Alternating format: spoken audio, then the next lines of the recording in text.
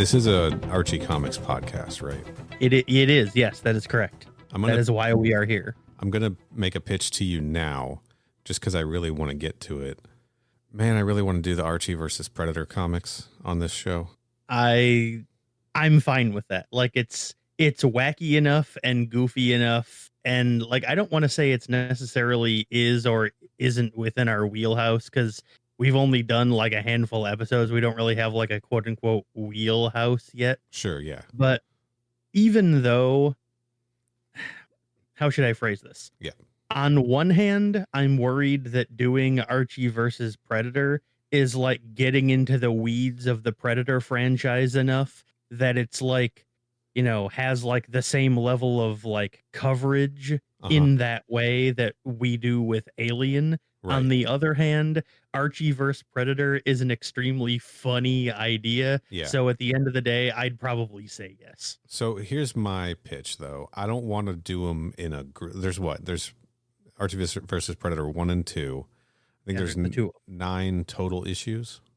Yeah, the first one is 4 issues, the second one is 5, yeah. I think we just do 1 issue on occasion as an extra episode. We don't wait for anything. We just sprinkle these throughout. I think it'd be like a little 15 or 20 minute bonus episode here and there. Yeah, totally. I think it would be fun because our first Xenomorph on the show wasn't in an Alien movie. It was in a Prometheus comic book. I think it'd be funny if our first Predator on the show was Archie versus Predator. Which means we have to do it before Prey comes out, because otherwise that's going to be the first Predator appearance on the show. Well, we just got to get it started. That's the thing. We can keep it going. So we'll work out the details for that. But if you're on board, I'm leaving this in the episode so everybody knows it's coming. Well, listeners, expect us to start covering Archie versus the Predator. So read it now. We think these are going to be 15 or 20 minute bonus episodes. These are going to be like 2 hours per issue, I'm sure. Per issue, exactly. we're going to take 180 minutes to cover like 24 pages of a comic. That's correct. Yes, every panel a pause. I see what you did there. Heyo. There it is. This is Crew Expendable. I am former insurance adjuster Neal. And I am Prophet Kenny. And we are just a couple of horse-like synthetics trampling through the Alien media franchise on board the USCSS podcast, our M-class star freighter. You know, it's funny. I realized like we named it that, and like I suggested the USCSS prefix because it was like the only one I could think of. Then like maybe 2 or 3 days after we recorded that, I found like online a list of like ship acronym prefixes from the franchise and found out that USCSS is used exclusively for colonial marine ships. And I was like, uh-oh, we're soldiers now. Oh, shit. No, we've just commandeered this vessel. We're taking it back. This is a pirate operation. Well, I suppose we probably shouldn't be admitting that publicly on the airwaves. Then. Just kidding. We have permission. That's right. We didn't commandeer this vessel. I don't remember what they're called, but that thing from back, like, you know, during the golden age of piracy, when you would have like we were conscripted. Forms. Well, it was when you would have forms from a government that said you were legally allowed to engage in piracy. I don't remember what those were called, though. Yeah, we salvaged this military ship, and we have permission. We were conscripted by Spain to be privateers. That's right. We happened to come across this derelict ship just like floating there useless. And then when we took it over, the colonial marines are like, that ship's way out of date. You can just keep it. Just take it. Here we are. It started off as the Sulaco, but it was so just poorly damaged from, I think, a fire at the beginning of Alien 3. I believe it is a fire. Yeah. They're just like, nah. This is me pulling my collar, finding out that our ship used to be the Sulaco. It's official show canon. It's now called the USCSS podcast. Correct. And what are we here to talk about today? We're moving into Covenant territory. We certainly are. We're hitting the first part of the Covenant segment of the Alien franchise, and we are honestly, we're kind of getting into the weeds with this one. We are talking about Alien Covenant Origins, which is a novel. I was going to say a novelization, but it's not a novelization. No, it's an original. It is a novel written to be the immediate prequel to the events of Covenant. Yeah. But it was written after Covenant already came out. Yes, very confusing. Written by Alan Dean Foster, well known among Alien fans for writing the novelizations of the first 3 movies? He wrote the novelizations of the first 3 and of Covenant. Yeah, Alan Dean Foster, kind of a big name amongst the Xeno heads out there. Have you read any of his other adaptations, or have you read any of his adaptations or any of his other novels? I've never been the hugest science fiction guy, so I don't think so. But he's definitely a name I've heard bandied about before. Like, the name is definitely very familiar to me, and like I know he's like a big deal. Yeah. I just don't read enough science fiction to have really like happened to have come across and read any of his books. I don't think. I think this is the only book by him I've ever really read that I know of off the top of my head anyway. I haven't read any of his other Alien adaptations either. I'm not sure we're going to tackle those on the show, maybe later on down the line. But he's also written some Star Wars novels. Like, it looks like he did the official novelization for Force Awakens. Mm-hmm. Jesus, his Goodreads page is 12 pages, like 12 clicks long. Oh, I'd believe it. Yeah, he wrote some of the prequel novels for Star Wars. Yeah, he's done all kinds of done all kinds of stuff. I'm sorry. This is a book called Sir Charles Barkley and the Referee Murders by Alan Dean Foster. What? He's got some. He has an entire series that's been running since the early '80s called Pip and Flinks. So that's fun. Wow. But this is a Charles Barkley. Is this a detective novel? I don't know. I've never heard of it. It's unreal. We're not talking about that though. Yeah, I mean, we could be, but no, we're not. You're right. We could make an excuse. I mean, yeah, it says here he's also written a whole bunch of Star Trek books as well. Nice. So this guy's like deep into a bunch of like well-known science fiction franchises. He wrote the novelization for The Thing. Oh, that's cool. That's pretty fun. That's fun.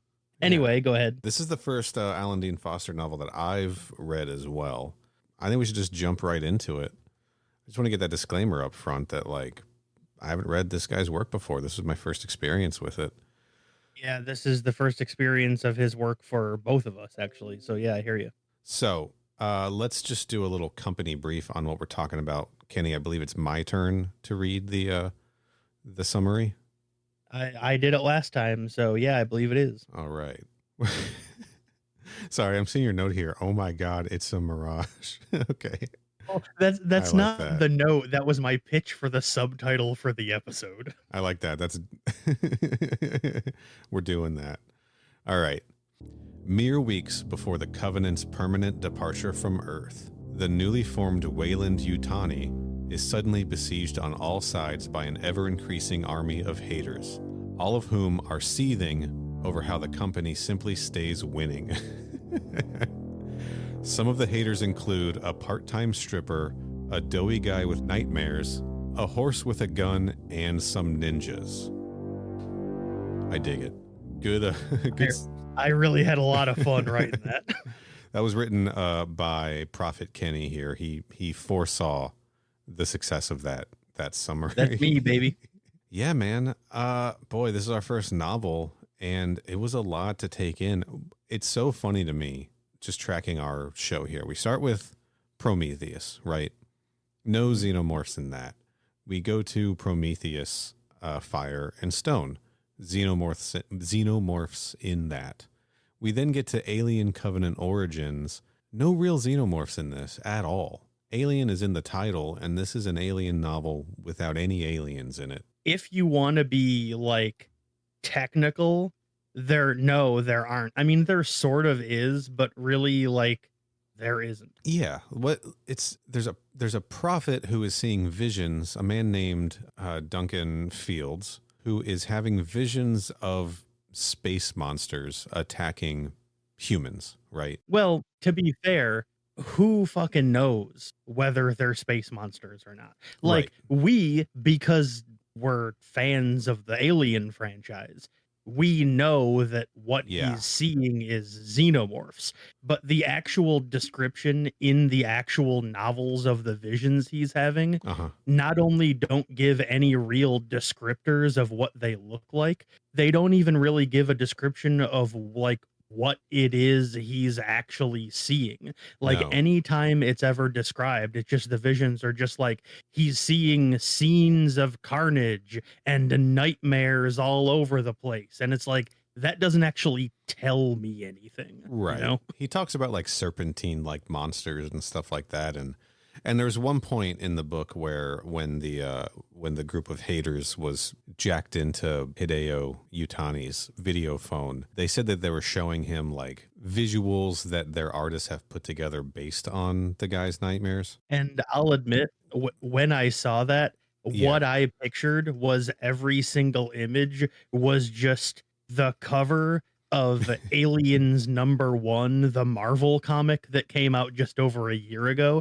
Like that specific shot of a xenomorph. I just pictured it was just that image over and over and over again. Okay. I think, yeah, it's just a scroll through of like comic book covers and movie posters. And yeah, like that's what I pictured in my head when they said that. Yes. Yeah. Talk about horrifying. But yeah, but they never really give us a solid description. I mean, the fan consensus seems to be this guy seeing xenomorphs in his head at a time when xenomorphs, according to maybe what Ridley Scott planned for the film, did not exist, but certainly humans are not aware of them at this point. Yeah. And not only are humans not aware of them, but to follow up on that, the book actually never gives an explanation for why this one guy is. He just like suddenly starts having the visions one day, and that's just the end of it. Yeah, he's a former insurance adjuster who just started getting nightmares of creatures that he presumes are from the far reaches of space. He has tried therapy, every type of medicine and pharmaceutical he can find, and none of these things have cured his nightmares. But he's taken this to mean that mankind should not explore space and risk drawing attention to our existence. I don't know how he like arrives at that conclusion. He just kind of one day arbitrarily decides these must be, I don't know, visions from the future or something, and then never comes up with an alternate explanation. So he just like continues to assume that's what it is. I don't know, whatever. Yeah, he read a little too much H.P. Lovecraft. There's a pretty famous quote from Call of Cthulhu talking about Earth, floating in space. And the quote is, "We live on a placid island of ignorance in the midst of black seas of infinity, and it was not meant that we should voyage far." And I was just getting like major H.P. Lovecraft like vibes off of this guy and this fear of exploring the unknown. My thought is Duncan Fields just got like way into Lovecraft. Yeah, I believe the specific reason he gives is, well, actually, I just realized right now that we never actually followed up on he's having these like nightmares. And so extremely long story short, he's having these nightmares. A bunch of people start to like flock around him, and like they form a cult where they believe that his visions or his nightmares are like visions of the future. Right. And then so they decide that because that's what's out in space, like humans shouldn't go to space, because if we do, that's what they'll find. Right. And so the entire book is all about how this group of people are trying to repeatedly sabotage the Covenant mission so that it's not able to like go into space. Because one of the people says at one point that like if we go out there and land on another planet, then the things that are out there will like find out where they are and then follow the trail back to Earth and then Right. arrive here and kill everyone. And I'm like, I'm not really sure that's quite how it works, but for the purposes of understanding the plot of this novel, I guess I'll roll with it, you know? Sure.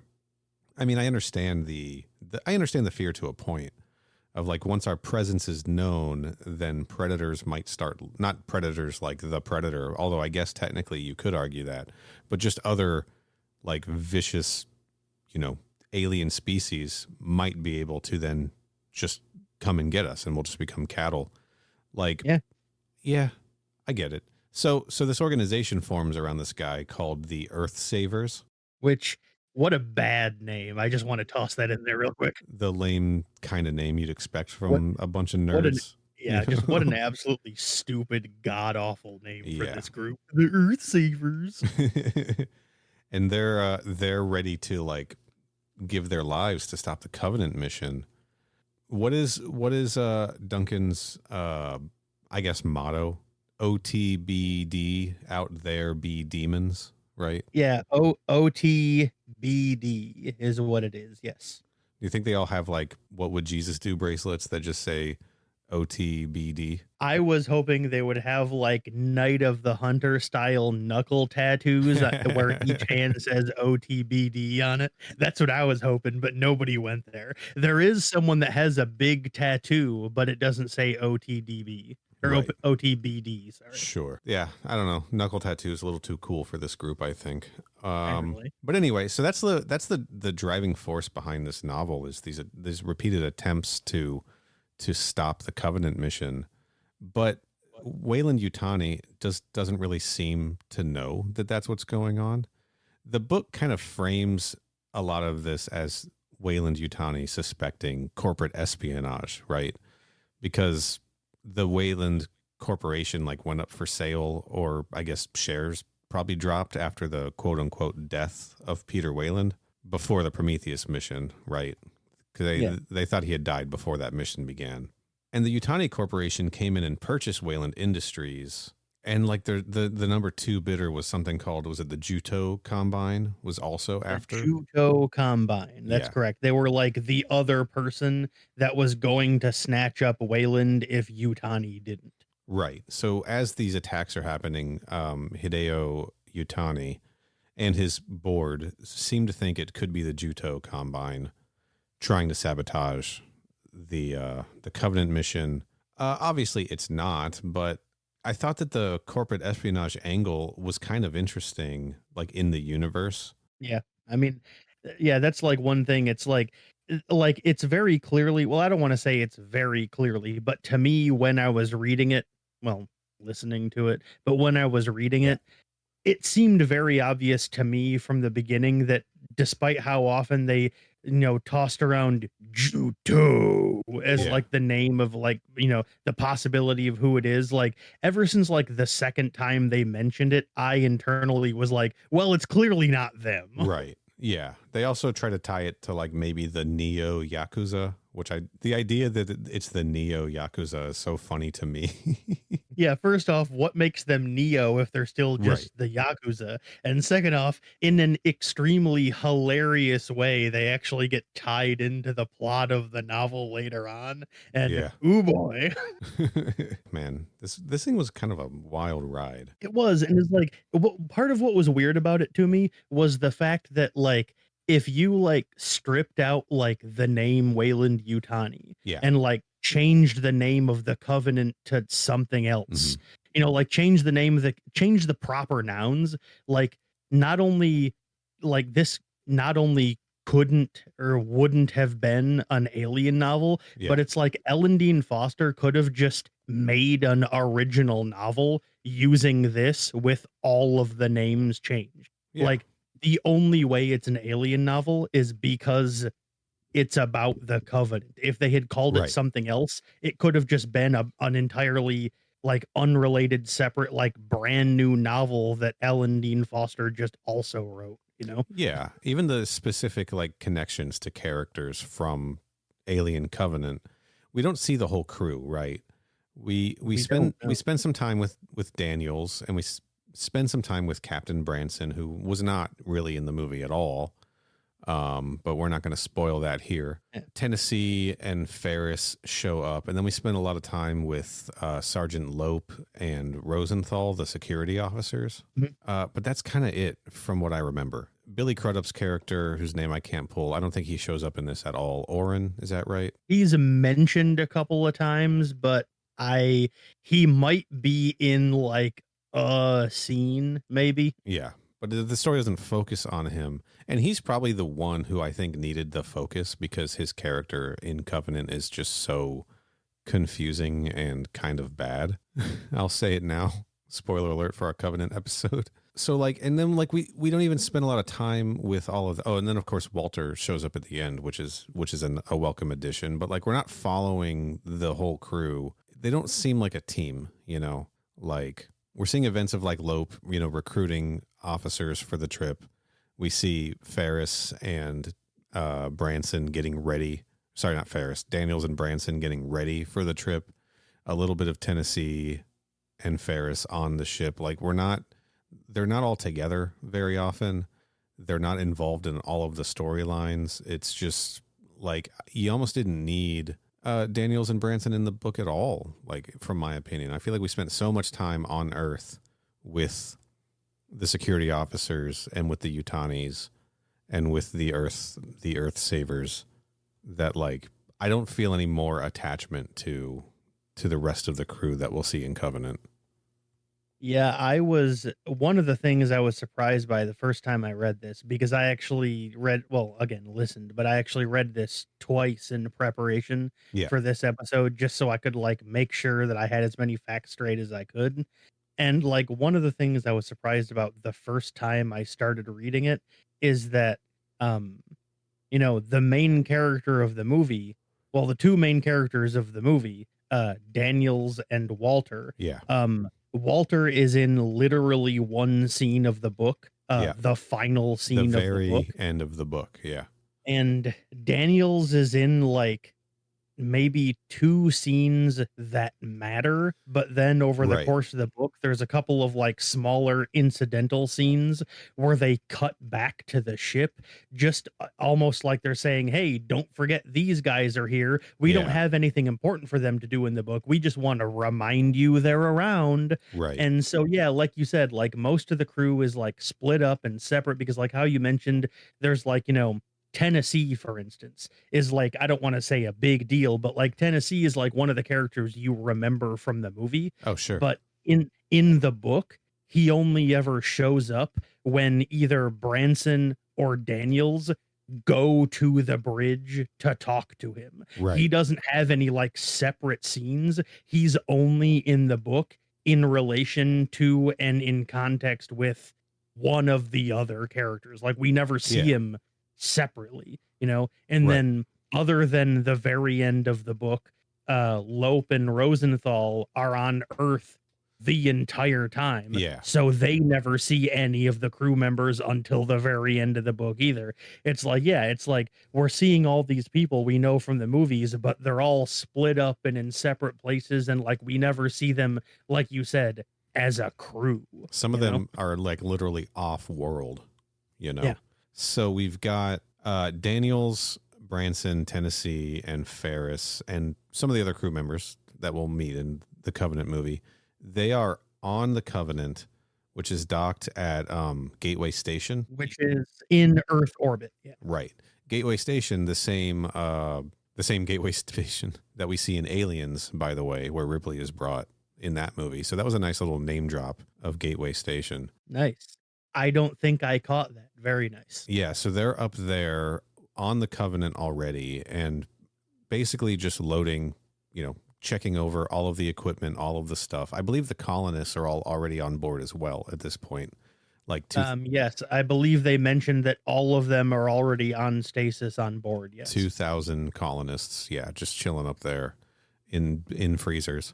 On Earth, it's in geography's a little lost on me. I believe it's in London, where Lope is trying to recruit like the final officers for his security team. Yes, that is in London, and he has one officer left. He's doing hiring for the final spot on his security team. Yes. Walter is still being worked on, I think, on Earth. He gets delivered towards the end. Because that's also happening in England, but it's not actually in London. Okay. It's out in the British countryside somewhere, is where they say that the compound is. We just hear conversations about him and how they're really trying to get him ready because they don't want a David, you know? Yeah, pretty much. And then the Utanis, they're still in Japan, correct? They're in Tokyo. In Tokyo, yes. So that's the main locations that this book plays out in. Which is making me realize just how much access to travel the Earthsavers have, dude. Like they're going from Japan to London in this book, and then like wherever their farm compound is, which is also in the British countryside. Okay, they got like reach, you know. Yeah, they do. They mentioned that they don't have a lot of people as part of the organization, but the people they have are from all over the world. Right. And so I think that's like the implication for how they're able to like spread out so much, not because they have a lot of people, but just because they have people from key spots that they could like utilize, you know? Right. They've got Baron Ingleton in Europe, Pavel based in Asia, Choma based in Africa, Pierre in South America. Those are the locations that we know of the Earth Saver members. There's other members because like too. There's a whole bunch of members, but then there's a group of I think like 6 that's kind of like the board in the same way Hideo Yutani has his like board of directors. Right. There's like a board of Earth Savers. And it's like one person, I believe they say in the book, there's one person from each of the populated continents on the planet. And they're kind of like the leader of that region of Earth for the Earth Savers. And like the 6 of them like get together to like discuss strategy and like plan out what eventually becomes, goes from sabotage to like straight up attempting to assassinate people. But there's one of them from each like region from each continent of the Earth. So yeah, they are really, really bad at their jobs. They literally, my first note for this book is, and I quote, "So funny to me how comically inept the Earth Savers are." Yeah, let's go through their plots. So the first attack we see from them is they somehow got somebody up to the Covenant, right? And he has stolen a bunch of the terraforming explosives that are being stored on board and like loaded them into the terraforming bay, I believe. Yeah, he set him up like to blow out like the cargo door lock or something like that. I don't remember exactly like how they describe it, but it's basically it's gonna blow open this door, but like the door is so big and huge and like importance wise, not size wise, although it's also big. But it's such like a big deal that if they were like, I guess the door was like custom made for the ship or something. So if it blows, then it would take years for them to be able to fashion a new one. So bespoke doors on the Covenant. Yeah, pretty much. But he gets outed like right away, and then what do they do to take him down? I think Tennessee like blasts the terraforming bay with white noise, and it disrupts his like wireless detonator. Yeah, he has some kind of like detonator hidden in like his boot or something. Well, I believe the way it is like he has some kind of mechanics on the glove and then some kind of mechanics on the heel. And then when he touches them together, it's supposed to activate the bomb. Okay. But like they knew beforehand due to scans that he had like this equipment. So Tennessee basically blasted the place with an EMP so that he like couldn't activate the bomb. Right. And that's basically how they stop him. And then he just sort of blows himself out of the airlock. He certainly does. And kills himself. That is like the first evidence we have in the book that whoever these people are like willing to kill themselves for the cause, on top of being willing to kill other people, because during that scene, like, when he like was threatening with the bombs and stuff, he had a hostage. So not only is he willing to kill people, he's also willing to kill himself for whatever this cause is. Right. They all are. Every single one of them. All of them. That is correct. Literally all of them. And each other and innocent colonists, children included in that. Mm-hmm. Literally everyone. So their next plot was trying to get someone to infiltrate the Covenant security team, right? Fill this last position. Yeah, they send someone in to basically try and get hired to be the last person, like, you know how Lope was like holding not auditions, interviews for the last spot on the Covenant security team. They sent someone in to basically try to like get the job. And let me ask you, how does that plan of theirs fail? Well, this person that's sent in is Miriam Taddick or Glennis Hazleton. I forget which is the real name and which is the fake name.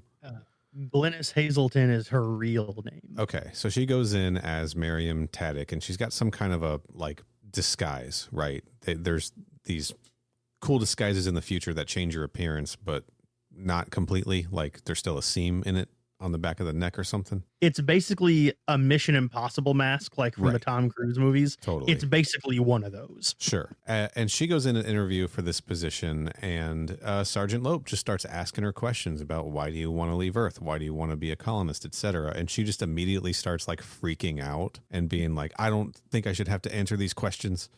You're asking too many questions of me, like just super suspicious, like right off the fucking bat. Immediately. Like it was literally like, you know, he was looking at her like history file and he's like, it says here that you had one long-term boyfriend and it didn't work out. Why didn't it work out? And then the answer she gives is, oh, I caught him cheating on me and so I beat him up. And then he says, oh, okay, well, it says here in the report the two of you just kind of drifted apart when you found a new job. And then she like immediately starts flop sweating and freaking out and shrieking and waving her arms around. And I'm like, what are you like if you're actually thinking you're capable of being able to sneak in via this method, this is literally the last thing you should be doing. Yeah, this was terrible. So she ends up just kind of booking it out of there, but Lope is suspicious. So he starts tailing her, right? And he tails her like all through this complex down to an area where suddenly one of her allies starts like opening fire on him. This happens like in the lobby on the ground floor of the building. Sure. So he's been tailing her for several floors. It's a large building, if I'm remembering correctly. It was like 2 chapters of him following her, I feel like. Yeah, I think they said it was like 7 floors or something like that. Yeah. But like, you know, it takes so long because he's going slow. And I believe she pulls out a weapon and fires at him at one point. And then while this is happening, they're like cutting to other scenes of other unrelated people, like the other characters doing stuff. And like, that's part of the reason it takes so long is because they take forever to make it happen. Right. So she ends up escaping like during the shootout, but the new shooter ends up getting taken down by Sarah Rosenthal, who just happened to be there to audition, as you said earlier, for this final security role. And Lope witnesses her take down the attacker, and he's like, you got the job. You got the job, kid. Let's go get some food. Right. Yeah, just like immediately just hires her on the spot. Yeah. Because like, yeah, he pulls out like this gun, but it's not like a normal like projectile or like a laser gun. It's like a sonic cannon almost. Sure. Where it like creates this whine and then like doesn't create a projectile, but he says at one point that it's strong enough that if you pull the trigger at someone's head, it'll like blow their head off. Damn. And I guess it's like a gun basically intended to be used kind of like a crane to move supplies around on docks and stuff. Right. And so he pulls this thing on like Lope, hand cannon. and then Rosenthal's like, oh snap, and then runs over and like balls him up, you know. Yeah. But not before he's able to get a shot off blowing out the side of the wall. Yes. And then during the melee while everyone's escaping, the lady that already tried to audition, that I already forgot what her fake name was, she escapes out through the hole during the confusion. Miriam Taddick. There we go. Miriam Taddick. Yeah, man. So that was their second plot.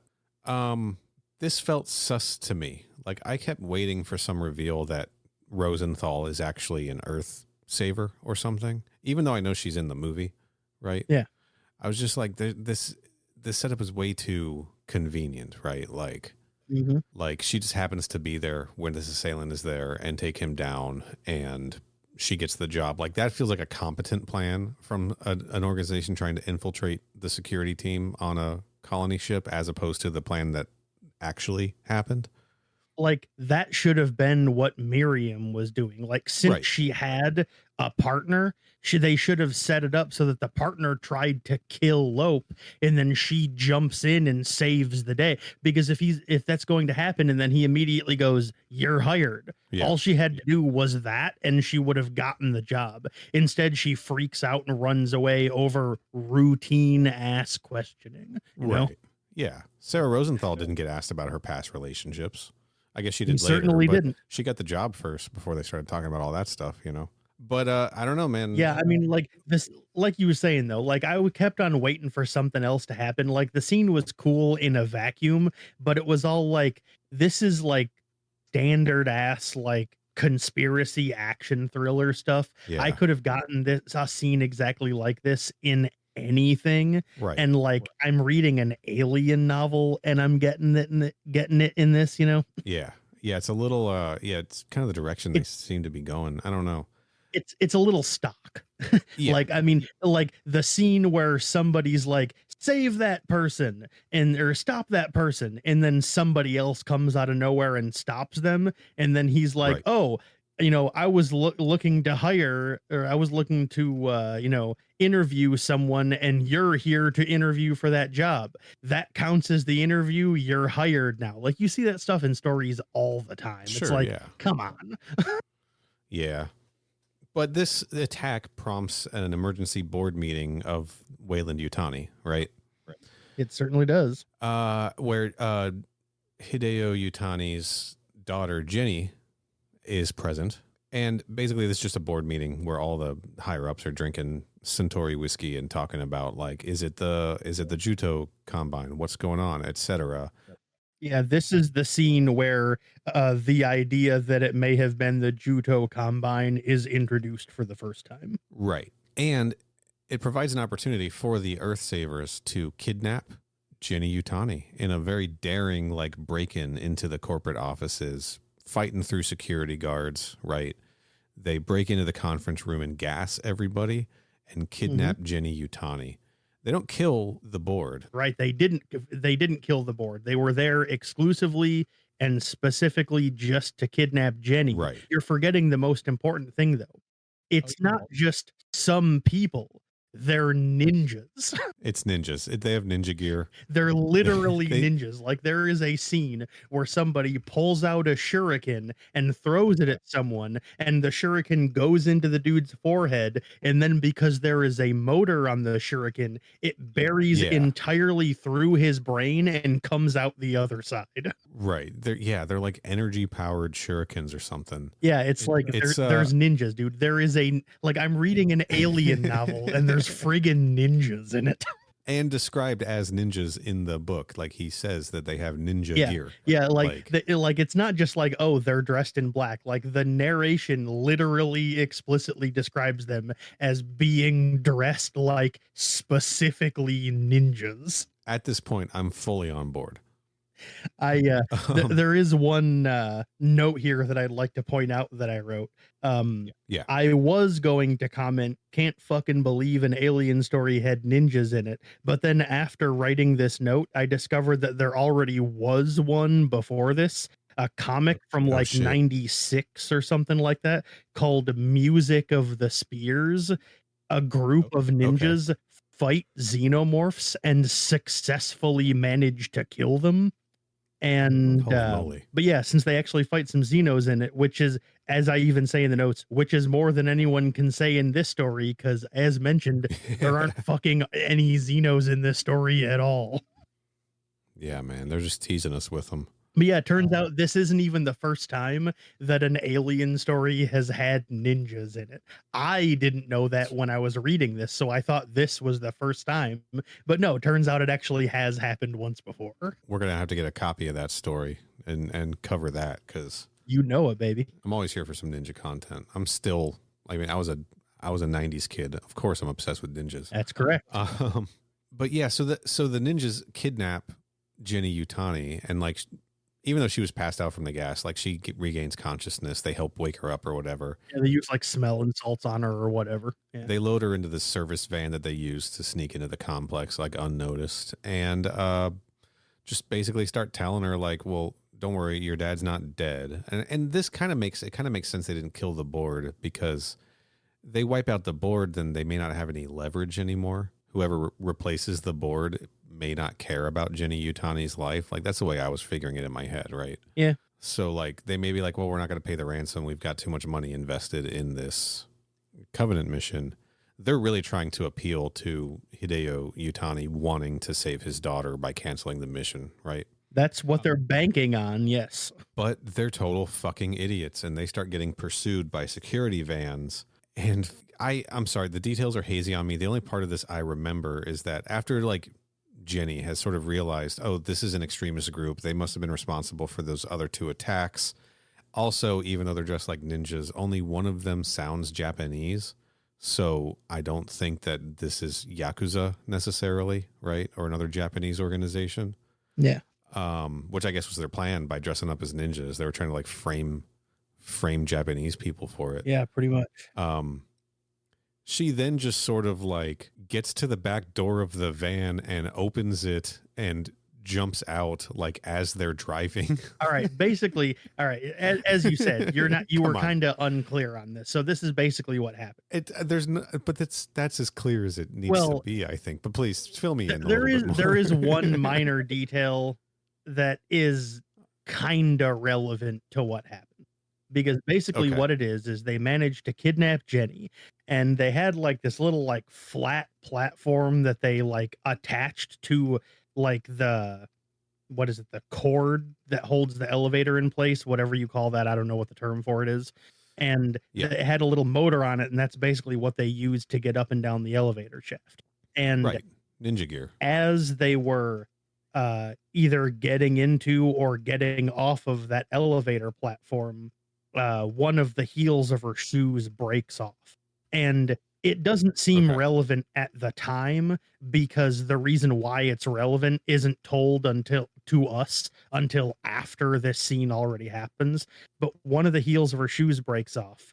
I think it happens before they get on the elevator, because then when they get off the elevator and are about to get into the van, she just straight takes her shoes off, which is relevant because then the other heel on like her other shoe is also left right where the van is. And then they get into the van, drive away, and then one of the people, I think it's the driver, like starts noticing that they're being followed by security and eventually also police.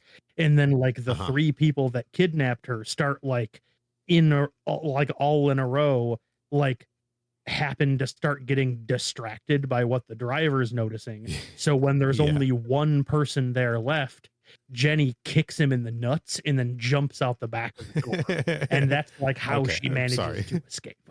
I'm sorry, I forgot to say that she kicks a dude in the nuts. He certainly does. You're right. That is, and like that is a relevant detail. You're absolutely correct. She kicks him in the nuts, but like what's especially funny for how that scene is framed is because the moment where she kicks him in the nuts is like immediately preceded by like 4 paragraphs in a row of her just like reminiscing about how good she is at martial arts and how she's been taking martial arts since she was like a literal child, and how good she is in it, and like how absolutely insanely powerful she is at hurting people. And then immediately after that, she's like, also, I'm going to kick this dude in the nuts real hard. And then she does. And then he's so distracted that she opens the door and tuck and rolls out the back. They didn't even like disable the latch from the inside or something. They are like bad kidnappers. Comically inept, dude. I'm telling you, they are the worst at their job.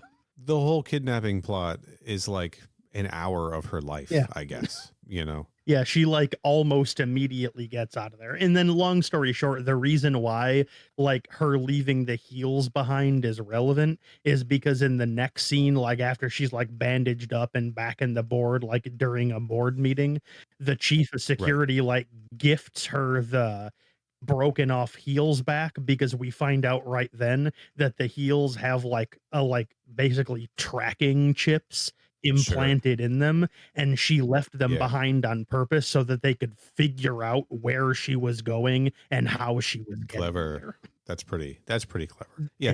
The fucking Earth Savers just don't stand a fucking chance. Yeah, right? Absolutely. They just don't. So like at some point they cease these attacks, right? Mm-hmm. And they just like decide to try to appeal directly to Hideo Yutani. Nope. They try 6 different ways to sabotage the Covenant over the course of the book. Okay. Sure. Kidnapping Jenny is the 3rd one. The one you were about to go into is number 5. You skipped the 4th attempt.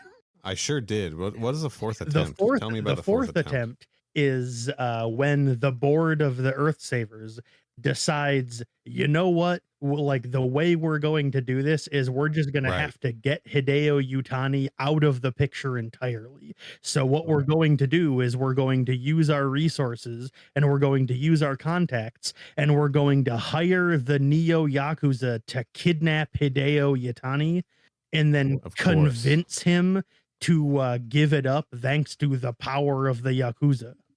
Yeah. And this is maybe the most comically bad attempt yet because of how like the reason why this fails on their behalf is as funny as how the attempt on Lope's life in London failed.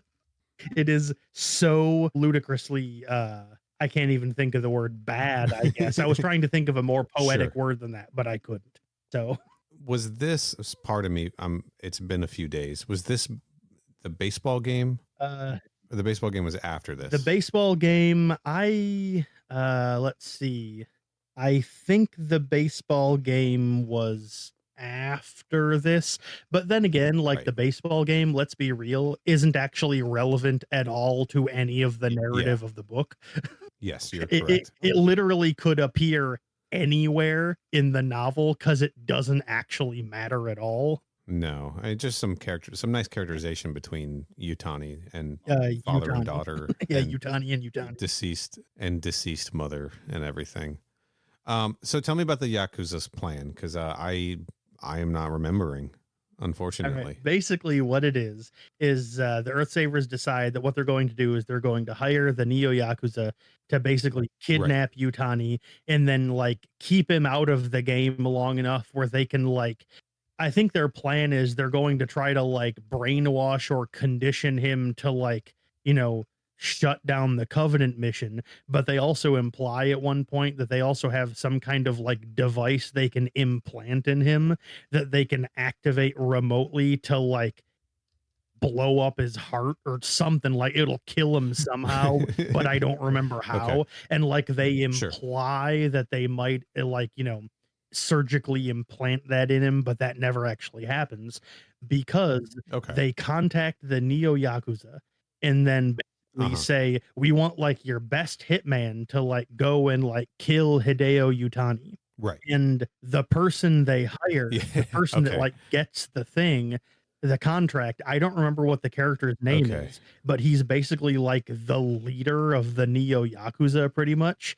And like he looks at the contract and go, the contract is to kill Hideo Yutani, but I'm like best friends with that guy. Not only am I not going to kill him, I'm going to go meet him and let him know people are trying to kill him. Right. He just sort of shows up and like they have some whiskey and he's like, I was sent here to kill you, but I'm not going to kill you. But I was hired to kill you. And you're lucky I saw the contract and decided to take it. It is. So that means just nobody else can take it. Stupid. It's so ludicrous. It's so like, I can't believe I didn't remember coincidental. That, dude. It was one of those things where you're like, what are the chances? You know, like the fates are stacked against the Earth Savers. Yeah, like And I got some thoughts on that. We'll touch on that towards But the yeah, end. like But, oh my like God. the fates do not want the Earth Savers to succeed. This is the first No, man. attempt of their second half of attempts. They still have 2 more to go that will Yes. also fail just as ludicrously. Just fucking miserably. They're Oh so bad at this, dude. Yeah, I remember this part. I was listening to this part in the car I was driving, and I was like, wait, what's going on? I remember now. The next one, attempt fucking 5, is the one you were going to mention where you said they were trying to Right. like appeal to him. So you can take it away Yeah. with that one. Well, basically all they do is they hack his like Alexa, right? Pretty much. They hack his Google Home and just pop into his television. It's the whole board, right? The whole board of the Yeah, Earth I'll say Savers, so. but they're using a digital masking software to make them all appear identically like the same, sort of just plain looking dude. Yeah, they both right? look the same and sound the same, and that's relevant masks for their later voices as when the well. book gives you an explanation of how they figured out who they were. The fact that there's also like voice masking is actually relevant. So yes, they both look Right. and sound the same due to some kind of like digital overlay shenanigans. Yeah, and basically they're just coming straight to the source and saying, "Hey, we're the Earth Savers. We follow this prophet who says that he sees visions of nightmare creatures waiting for us out in space. We have a duty to stop humanity from exploring and colonizing in space. We are willing to die for it, etc. We believe his visions. He's not using us for money or anything like that. Like, we're not supporting his lifestyle like outside of bare necessities.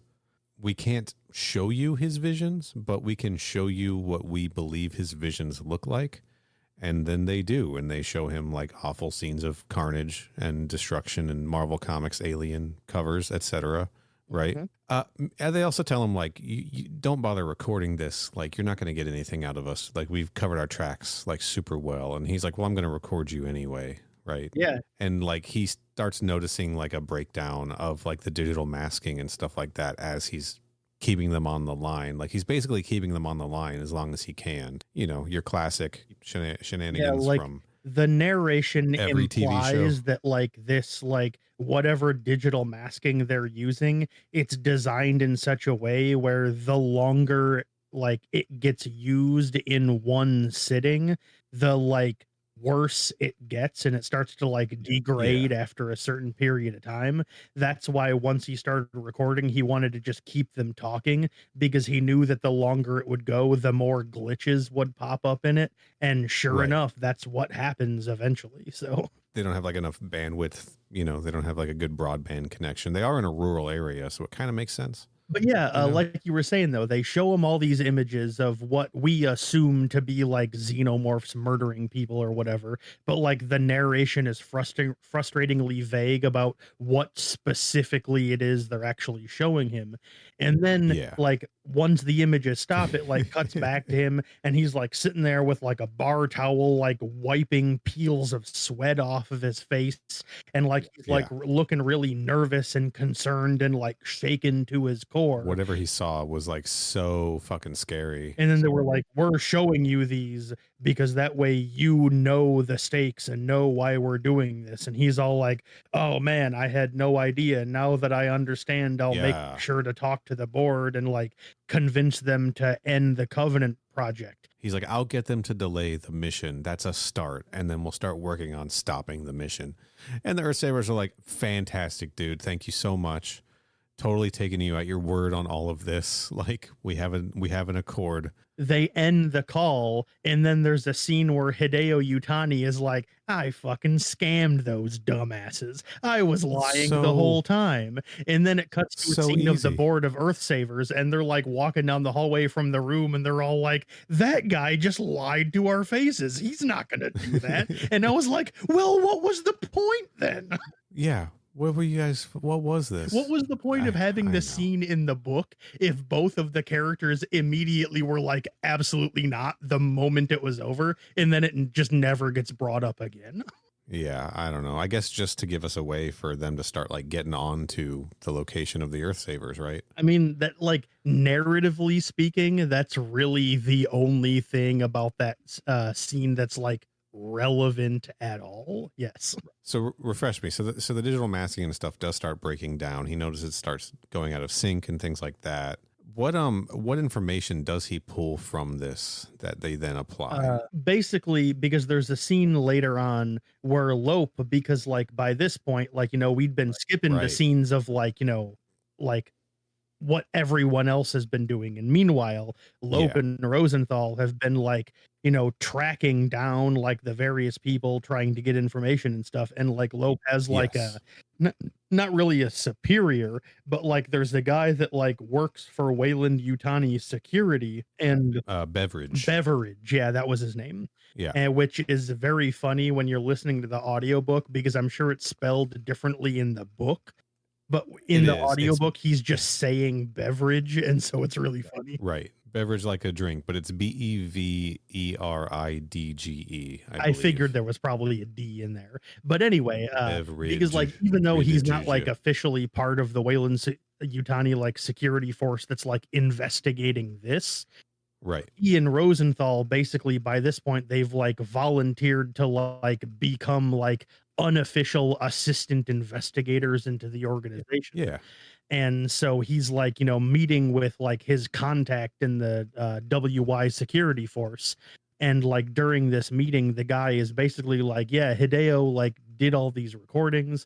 And then, you know, over the course of time, since it started breaking down, we thought maybe there was like a way in there, but like the digital masking like of their faces never like glitched out.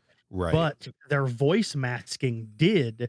And so when some of the voices started to glitch a little, we were able to run that through like the voice database of citizens and then got a hit. And then we just followed the threads until we figured out where they were. And I was like, sure, would have been cool to actually see that on the page rather than be told that after the fact. But whatever, let's just keep it moving, I guess. The scary future part of this is that they have a database of voice recordings of the entire population, which is wild considering that earlier on in the book they specifically went out of the way to point out that they don't even have an accurate count of the population because there's just too many people that like, you know, are homeless or living in the subway tunnels or whatever. And so like they don't even have an accurate count of the population, yet somehow they have voice patterns for every citizen. I don't know how that works. Right. But this is a major concern for you and me, and this is when we should tell the listeners that we are both using voice masking software to prevent the government from being able to track us down through these recordings. And unlike the ones that the Earthsavers were using, our voice masking is perfect and flawless and never degrades. Mm-hmm. Yeah, this is hardware voice masking. This isn't some like streaming voice masking shit they got in the future. Like we're off the grid. Yeah, this isn't like aftermarket, like after the fact, you know, overlaid once we're already done recording. This is like while we're talking into the microphones, it's doing it in real time and then only recording it after the fact. Yes, 100%. Also, the scary implication that in this future, only about 100 years from now, or no, 70 years from now, pardon me, everyone in the world's got a podcast. Talk about a saturated market, dude. Like, yikes, I hear you. Like they're like, oh, let's compare this with our records of voice recordings, and they just like open up Apple Podcasts in the novel. Yeah, pretty much. Just start playing episodes. Got them, found them. Right. Earthsavers have a podcast. We got them. but yeah, then the final, like the sixth and final attempt to stop the Covenant is like the one that is most sensible and gets closest to succeeding. Do we want to hold on to this one? Because this one happens after they've attacked the farm, right? Yes, this is after the farm attack, and this is actually, it happens on the ship after everyone is finally together onto the ship. So yeah, actually, you're right. We probably actually should save that one for later. Let's hold that one. I want to talk just briefly about Lope and Rosenthal on their detective mission when they go to the the strip club to track down Glennis Hazelton. Hazelton, yeah. She is the part-time stripper that was mentioned during the beginning of the episode. Right. Also a teacher. Also a teacher. That's the other thing she does part-time. Dig in the future, being more sex positive, and it seems like adult entertainment being a little bit better regulated, arguably. Good for the workers, He complains about how it's kind of like low class, but she's doing it to make some money, and she never like implies that she like feels threatened or coerced or anything. So I guess like societally it's like more accepted and like better understood, although I suppose it still doesn't pay super great because she still has to she still like is a teacher, so I like the idea that teaching is her side hustle and this is her career. Couple things I noticed, it's a multi-gender strip club, adult club. I don't want to say gentleman's club because I'm sure it caters to all audiences, of course. I thought that was kind of a nice detail. They're like, well, this is the future, man. Everyone's fluid. Everything's everything, right? But it also made me think of that. Who was the guy, the shitty dude who ran off on everyone in Fire and Stone? Galgo. Yeah, Galgo. How Galgo was like telling stories about being on some virtual strip club someplace. Yep. We went to virtual strip clubs or I guess we're gonna go to virtual strip clubs because that takes place after this, right? So we're gonna go from this environment to just it's all just computers and shit like that, right? And this book had like little elements of that, like they were talking about when the Earth Savers were driving in to kidnap Jenny. One of them was reading a quote salacious manga on a projection in the van, and he could like activate it so that it's like animated, and I was like, this MF reading hentai on the job. It stuck out weird to me. Like, side note, I've been playing the Alien versus Predator game that came out for the PlayStation 3 and 360. And there is a scene in that when you're in whatever colony you land on, going through kind of the remains of the colony, that there is a shootout with the Xenomorphs in one of these holographic strip clubs in that game. It's kind of cool. They turned the music on and the hologram strippers as like a distraction, I think, or because they're just trying to get power back online. So like there's this dance music blasting and this like gyrating Cortana looking woman, like as you're running around this place with like very little ammo trying to kill all the Xenos pouring in at you. I was like, I'm wondering when that stuff entered the franchise, right? Like we don't see that stuff in any of the movies. There's, I guess, a couple small moments of it in Resurrection, maybe not strip clubs, but just like the concept of how do I put this delicately? You can be indelicate too. That's fine if you need to. I can, but I want to choose my words correctly. Like the element of sex added into the Alien franchise, right? Because the first, Alien and Aliens are very devoid of that. The areas around that in Alien 3 are kind of they're in there to not to be titillating, I guess, but there's like an aspect of titillation that's being mixed in with some of these other things. I'm just curious about it. I want to keep an eye on that because it never felt like something that was part of the Alien series to me, to the point where when it shows up in things, I'm a little bit taken aback every time. A little bit, yeah. Right. That's true. Of course, I guess there was that line in Aliens where Frost talks about Arturian poontang. So I guess there's a mention of it, But in terms of like actually putting that stuff on the screen or on the page, right? Yeah. And I'm just putting that out there. This might get edited out. But anyway. But yeah, that scene where they go to the strip club, the reason it's narratively relevant is because they figure out, because like, Glennis Hazelton had that like I mentioned, that Mission Impossible mask on that made her look like somebody else. And like he runs it, I believe they call it like a digitized rap or something, I believe is the name of it in the book.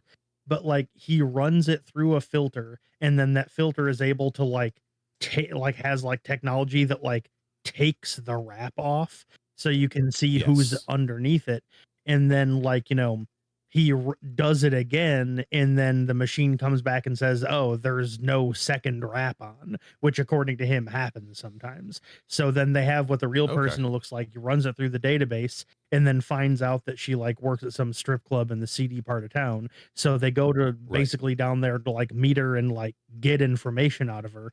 And then the only real information they're able to get out of her is this is when they find out that there's somebody called a prophet involved with Yeah. whoever the group is. She mentions the prophet, she mentions OTBD, and then she turns the heel on her boot and then blows up and just like burns to death. Yeah, man. Self-immolation. Yeah. Wild Stuff. One other thing about that scene that I remember notating is, remember like the part of the scene where they were interacting with like the bodyguard, or like not the bodyguard, the bouncer? Kind of. I think where are we talking specifically where like they're getting like special treatment because they're part of the Covenant mission? They are. Yeah, I believe they're actually, the narration refers to them as like celebrities. But the reason I'm bringing it up is because I think that bouncer was an alien. Yeah, like he wasn't human. Non-human. Interesting. Like I didn't catch that. Maybe I missed something during the narration, or maybe I misheard them, or just misunderstood something. But like I thought he was described as having 4 arms. Oh, like a Goro. That's pretty and cool. So either he's an alien and he's not human, or he's a genetically modified human, but like they just like describe him as like looking weird. And like the way they described him, I was like, oh, they're trying to describe him as that he looks like he's not human. Wait a minute, is this guy a friggin' alien? They do talk a little bit about that, like the clientele, all different genders, and it did seem like maybe they were implying that like maybe not everyone in there was human either. And maybe that does tie into the line from Aliens, the Arcturian line that I quoted earlier. It's interesting because we don't see a lot of other alien species pop up in these, as far as I know. I mean, there's the old version of the space jockey, there's the engineers. There's one ancient race I know is mentioned in Out of the Shadows, like they find the remains of it. Yeah, they're called like the Dothraki or something. That might actually be from Game of Thrones, actually. Yeah, the Dothraki's from Game of Thrones, but like some kind of like dog like species of alien.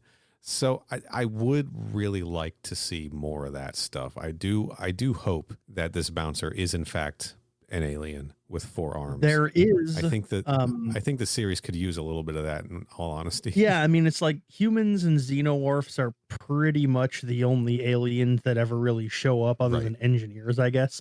I will say, though, in the Alien RPG, like the official one that's currently being printed, released by Free League Publishing, they introduce... Not a sponsor.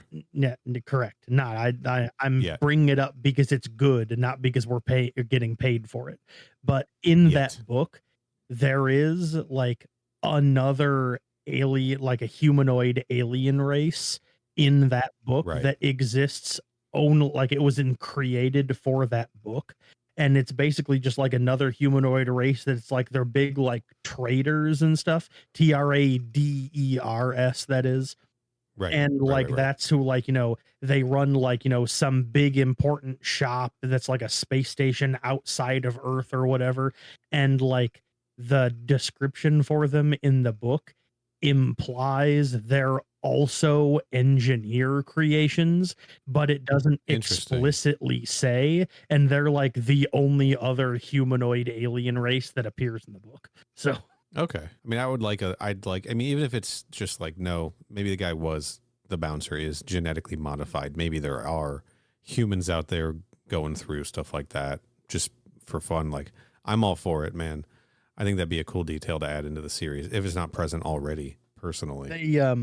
During the strip club scene, the narration talks about like how cosmetic surgery is like so common and so prevalent that like outside of the strip club, they don't have to, but like if they have dancers that aren't like cosmetically modified, they literally like hang a sign outside that says all natural inside or whatever. And so, cosmetic surgery is also a really big thing, to the point where, thinking about it now, that dude could just be a normal, regular human and then got cosmetic surgery to have 2 more arms attached on because he's like a bouncer at a strip club. So maybe he thought that would like make him tougher or whatever, you know? I would have 2 extra arms if I had the choice, I think. You would you? I think so. I just think about how much more I could get done at once. I mean, that would be pretty sweet. You'd be able to pet 4 dogs at once. Right? That's the dream right there, man. But yeah, like I said, anyway. They go down to the strip club and then they meet Glynis and then she tells them about the prophet and then says OTBD and then blows herself up and she just burns to death alone. Fireball. Yeah. And it's like, sure, man. All right, I guess, whatever. All right, let's talk about the farm scene, right? The sort of confrontation between the Wayland security and the Earth Savers. Well, who I have been tripping every single time. I want to say Earth Bringers for some reason, but I'm pretty sure I've caught it every time and said Earth Savers. So, but yeah, like very briefly, you know, they leave her burning corpse in the alleyway. And then after this is when he has the scene with his like superior where he's like, oh, like, you know, this is the, you know, Hideo Yutani made that video recording and then we figured out who they are. And so we're like setting up like a big siege on the farmhouse. Yeah, dude. And Lope and Rosenthal like volunteer to go. And Beveridge is like, oh, for sure. Absolutely. Believe me, you definitely come with. And then so they load up all their stuff and get into like a whole bunch of like, you know, like Al's flower delivery Jeeps or vans or whatever. And very notably, as they're like pulling out of the parking garage, there's like another like fancy old like Corvette or something that as soon as they start pulling out, this Corvette peels off and drives away. And then Lope, very ingeniously and super smart guy, very intelligently says, that's probably nothing. And then they just drive several miles out of London into the British countryside to this farmhouse. Sure. It's this big farmhouse, right, with a barn and everything. They detect mines like around the perimeter, right? They do. They detect sentry guns.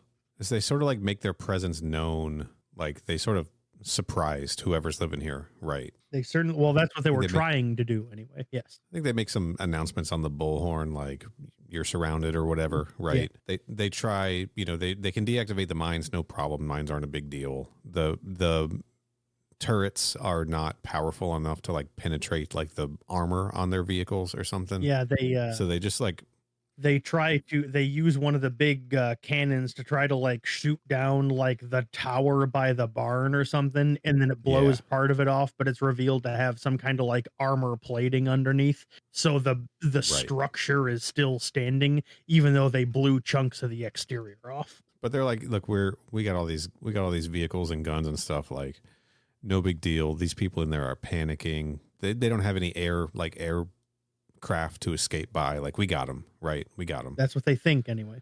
And then the barn doors or whatever open and like livestock just start pouring out. Just like lines of like, you know, goats and cows and chickens and stuff just start filing out of the barn. And again, very intelligently, the gathered forces are like, it's probably nothing. Probably nothing, except that all of these animals are like strapped with explosives. I believe the explosives are surgically implanted inside of them. God, this was sick as hell in both ways. Like, I was actually really into this scene. I was like, fucking, this is the smartest thing that they might have done. Like, unless one of those explosive laden animals got like mixed up with like what they needed to make for dinner that night. You know? Yeah. This is an extremely weird scene because, long story short, brief spoiler alert, there's a shootout at the old farmhouse. And so it's weird because this is an alien novel that has a shootout at an old farmhouse in the English countryside in an alien novel. It reminded me of that early episode of the Watchmen series. Have you watched that? I watched the first like 1 or 2 episodes of it. I think it was in episode 1 or 2 where they're raiding a farmhouse where all of the the Rorschach guys are like holed up. Oh yeah, yep. And just this it's a major shootout with machine guns, but it ends up taking out like the cows, and they're like ducking behind the cow corpses to like take cover from this machine gun fire and stuff. I was like, Jesus Christ, these poor animals. But yeah, I guess that's like just a classic farmhouse. Like it's a thing. It's a thing that happens in other stuff. I guess. Like a classic farmhouse shootout. You see that in a whole lot of stuff. So they're trying to blow these animals away, and these animals keep exploding, and they're like taking out the security guards, like in pretty gruesome ways. Which, by the way, right? I'd like to specifically point out, for emphasis, the thing that you just said for a point I'll make later. I know exactly the point you're making. These farm animals are coming by, and they're blowing up people, and members of the Weyland-Yutani security force are dying. This is relevant for later. It's very relevant. Yeah. So, and then at some point, like larger animals get released, right? This is like when the horses and stuff get released, and the horses don't seem to have any explosives in them or on them or anything, and they just kind of like break into the woods, and they flee the opposite direction, like away from where the security forces are. So yeah, they like flee into the woods. So yeah. So Detective Lope and Rosenthal, I saw a review online compare them to Batman and Robin. That really kind of was their role in this. Yeah, pretty much. Just they chase after the horses, right? They have their driver. Yeah, they commandeer one of the vans and then drive off like outside of the perimeter and then go around into the woods. But there is one moment that you forgot.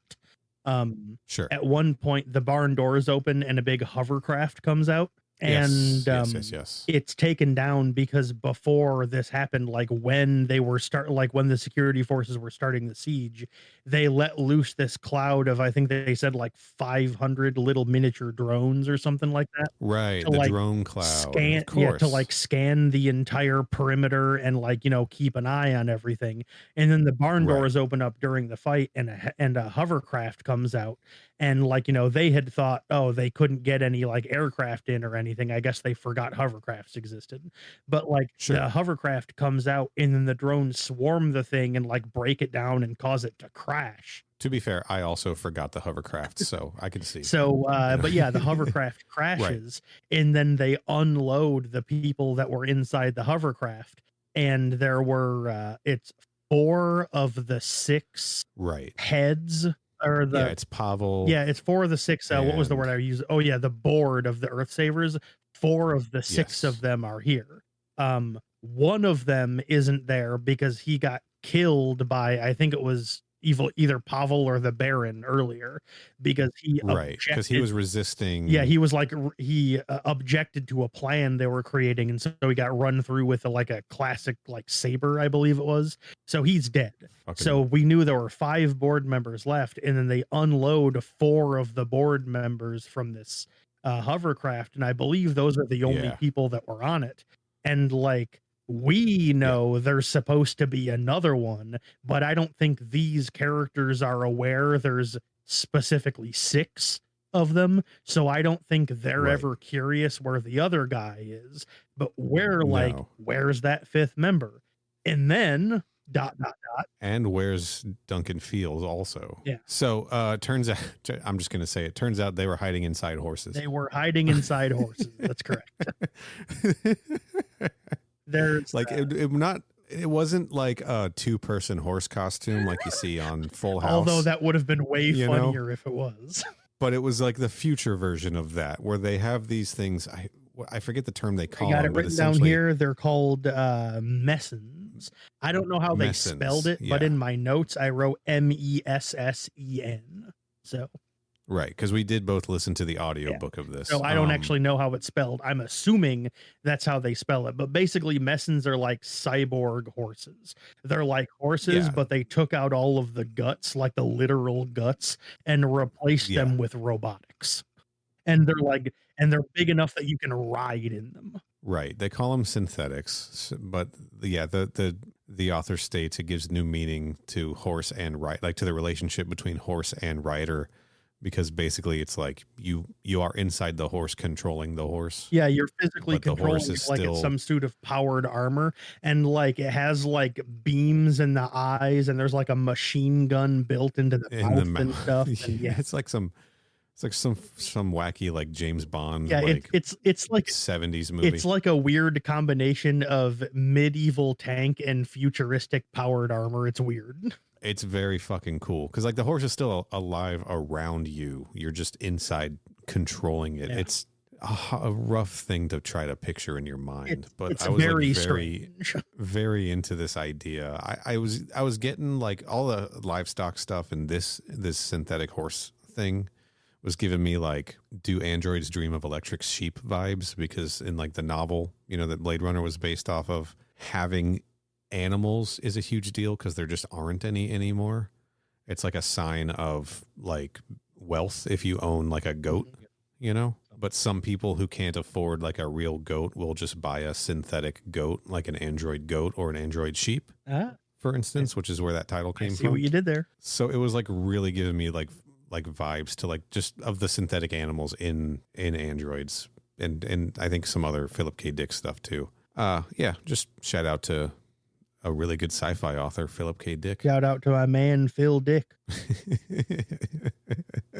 He loves it when you call him Phil Dick. It's what he prefers. I mean, that is technically his name, I guess. Philly D, what's up, bro? Anyway, but yeah. So inside what happens? They track these horses into the woods, right? And they find one of these messins split open, and somebody is already out of it, and then the other one is just sort of stalking two men. Yeah, it's still active, and it's firing like away from Lope and Rosenthal towards another pair of people that they can't immediately see when they first arrive on the scene. So we find out that the man who climbed out of the horse was in fact the prophet himself, Duncan Fields, and he's being held at gunpoint and kind of tussling, or he's tussling with a guy who's got a gun drawn like to his head, and this is Yojin Gata, a Wayland security officer who was kind of just checking out this area, right? Who is basically a non-entity in the book. This is the second of literally 2 scenes he ever appears in the entire book. Right. That is why, listener, we hadn't mentioned him before now, because this is the only time in the story he is relevant to the narrative. I can't even pull the first scene with him in it. It is a very brief scene describing immediately after he got hired, and we see him at his apartment, like getting ready to go. The part of that scene I remember is when he mentions that like he has a cat, but he doesn't need to worry about the cat because the AI built into the apartment will take care of the cat for him while he's away. Gotcha. What a future. Yeah, it's something. Yeah, So the other messin has another member of the board. This is Yukiko. Just Yukiko is the only. Yeah, I don't think we're ever given another name for her. And yeah, like basically the 5th board member, like the one that wasn't on the hovercraft. This is where she ended up. This is why she wasn't on the hovercraft. Yeah, and she's like used her horse to like fire some warning shots at Yojin Gata, trying to help Duncan out. But Lope and Rosenthal show up, and like the jig is just kind of up, right?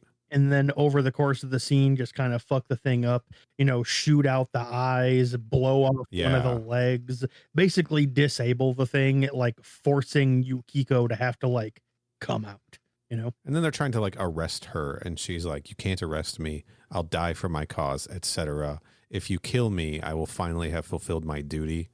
You know, like just like super weird cult shit. And then with that, immediately breaks off into a run. And then in the narration says she only gets 2 steps before Rosenthal cracks her in the face and knocks her out. Yeah, she runs into Rosenthal's fist. Yeah, Rosenthal punches her right in the fucking face and knocks her flat out. Snuck around behind her as Lope was like distracting her. Yeah, man. And then Duncan Fields and Yukiko are under arrest, and like back at the farm, Pavel and everybody else has sort of like also been taken captive, and they're like, "We're going to sue you. We're a peaceful organization. We have a right to protect our property. You're trespassing. We're going to sue the Wayland Corporation." And Beveridge is like, or the Wayland Yutani Corporation. And Beveridge is like, good luck. oh, how did you know it was Wayland Yutani? That we don't have Wayland Yutani on any of our vehicles. Yeah, he was basically just like, yeah, good luck with that. Not only am I hoping for the best for you, but I'm in fact going to go out of my way and explicitly tell you my full name and rank and title so you can use it in your lawsuit. Peace, losers. They are so bad at this. Terrible. They're so bad at this. That kind of wraps up the Earth Savers for the most part, with one final attempt they have on the Covenant. And this is basically the end of the book, too. Yeah, it's pretty much, it's like the second to last scene in the book, because that's like the last thing pretty much that happens on Earth. Afterwards, Beveridge is like, well, everything's wrapped up. We're all good to go. You guys are free to leave. And then Lope and Rosenthal are like, cool. And then we find out that Rosenthal like gets like ill from the thought of like not space travel, but like taking the shuttle from Earth into orbit.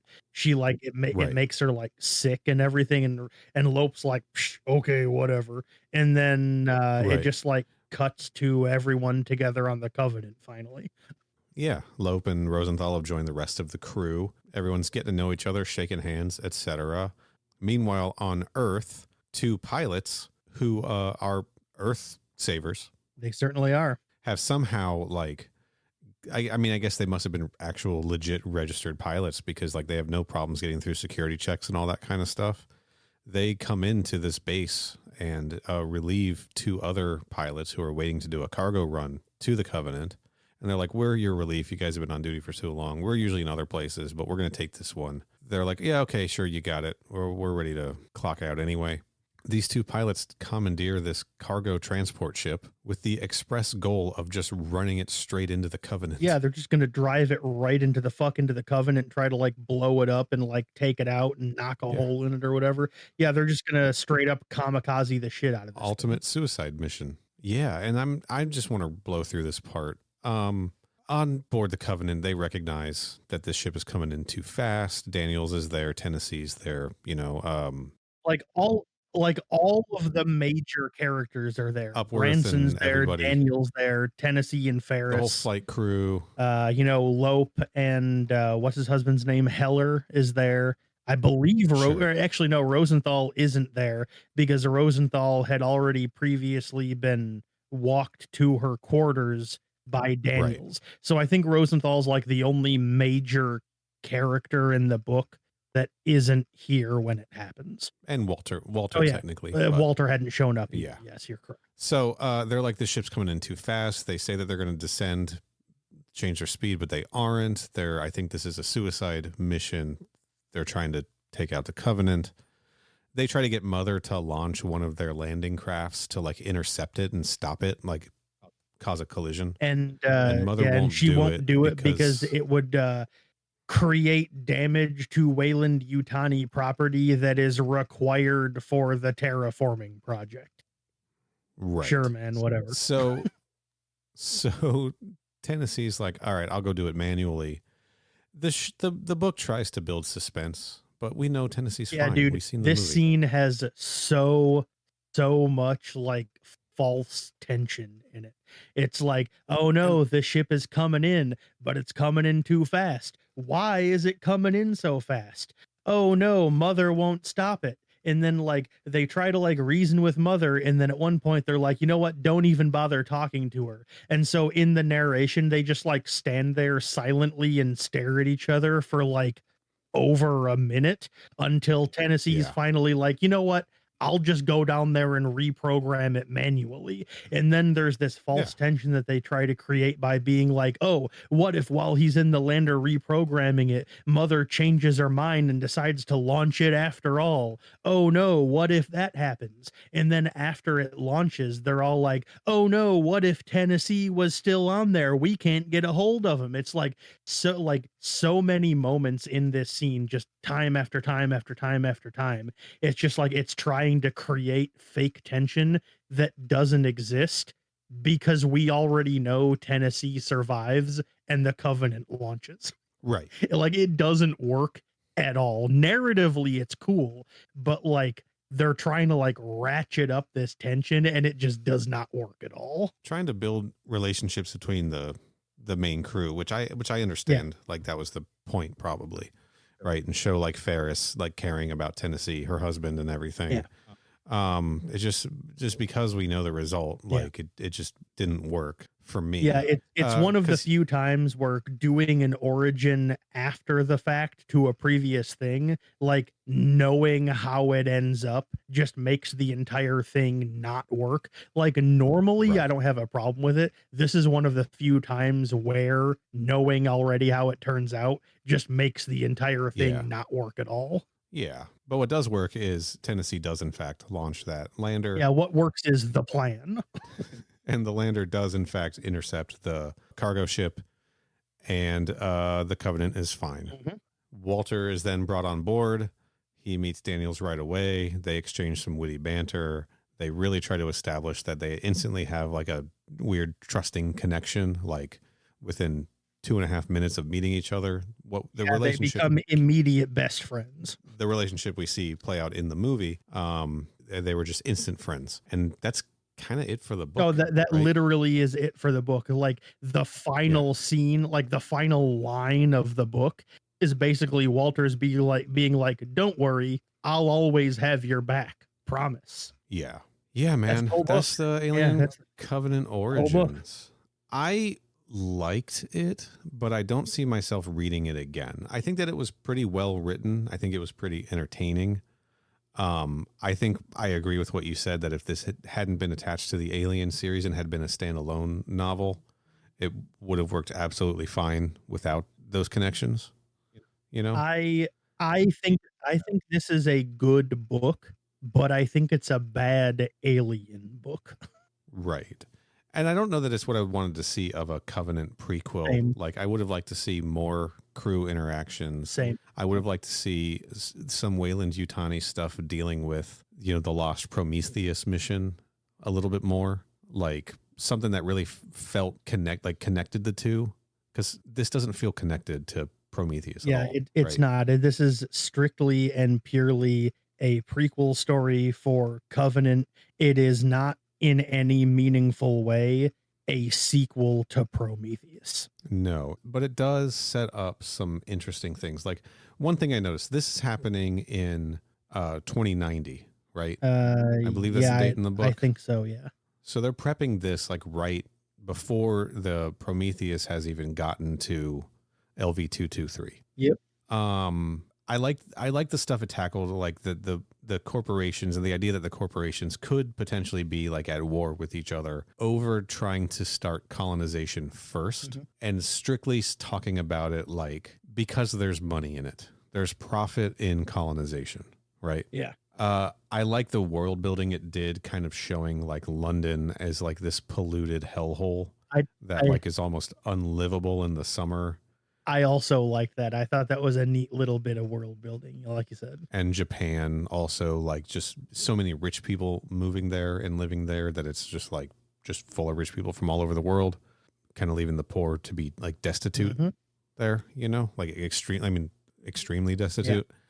And just the idea that like the earth has become so ravaged and used up that we are finally exploring colonization, not just out of necessity because the planet is becoming uninhabitable, but also the corporations are like, and we can make a bunch of money if we do this. And then when they try to do that, a bunch of insane, crazy people are like, no, you'll get killed by monsters. Don't do it. Yeah, it leaves me wondering who I'm supposed to be fucking rooting for in this book. Exactly. Because the corporations are evil, right?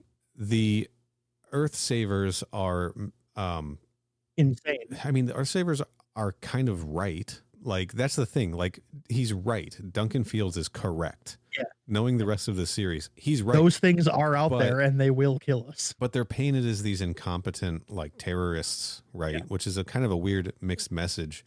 But then they're also not like, they're anti-corporation, but specifically because they want to stay on Earth, but like Earth is like wasted away and used up, and there's not a lot of future left here. So like, you just prefer us all to die out. Yeah, it's like according to them, we shouldn't leave Earth because then we'll get killed by demons. But if we don't leave Earth, we'll just get killed by the pollution. Like whether we go or whether we stay, you can't win, you know? Yeah, we're just fucked.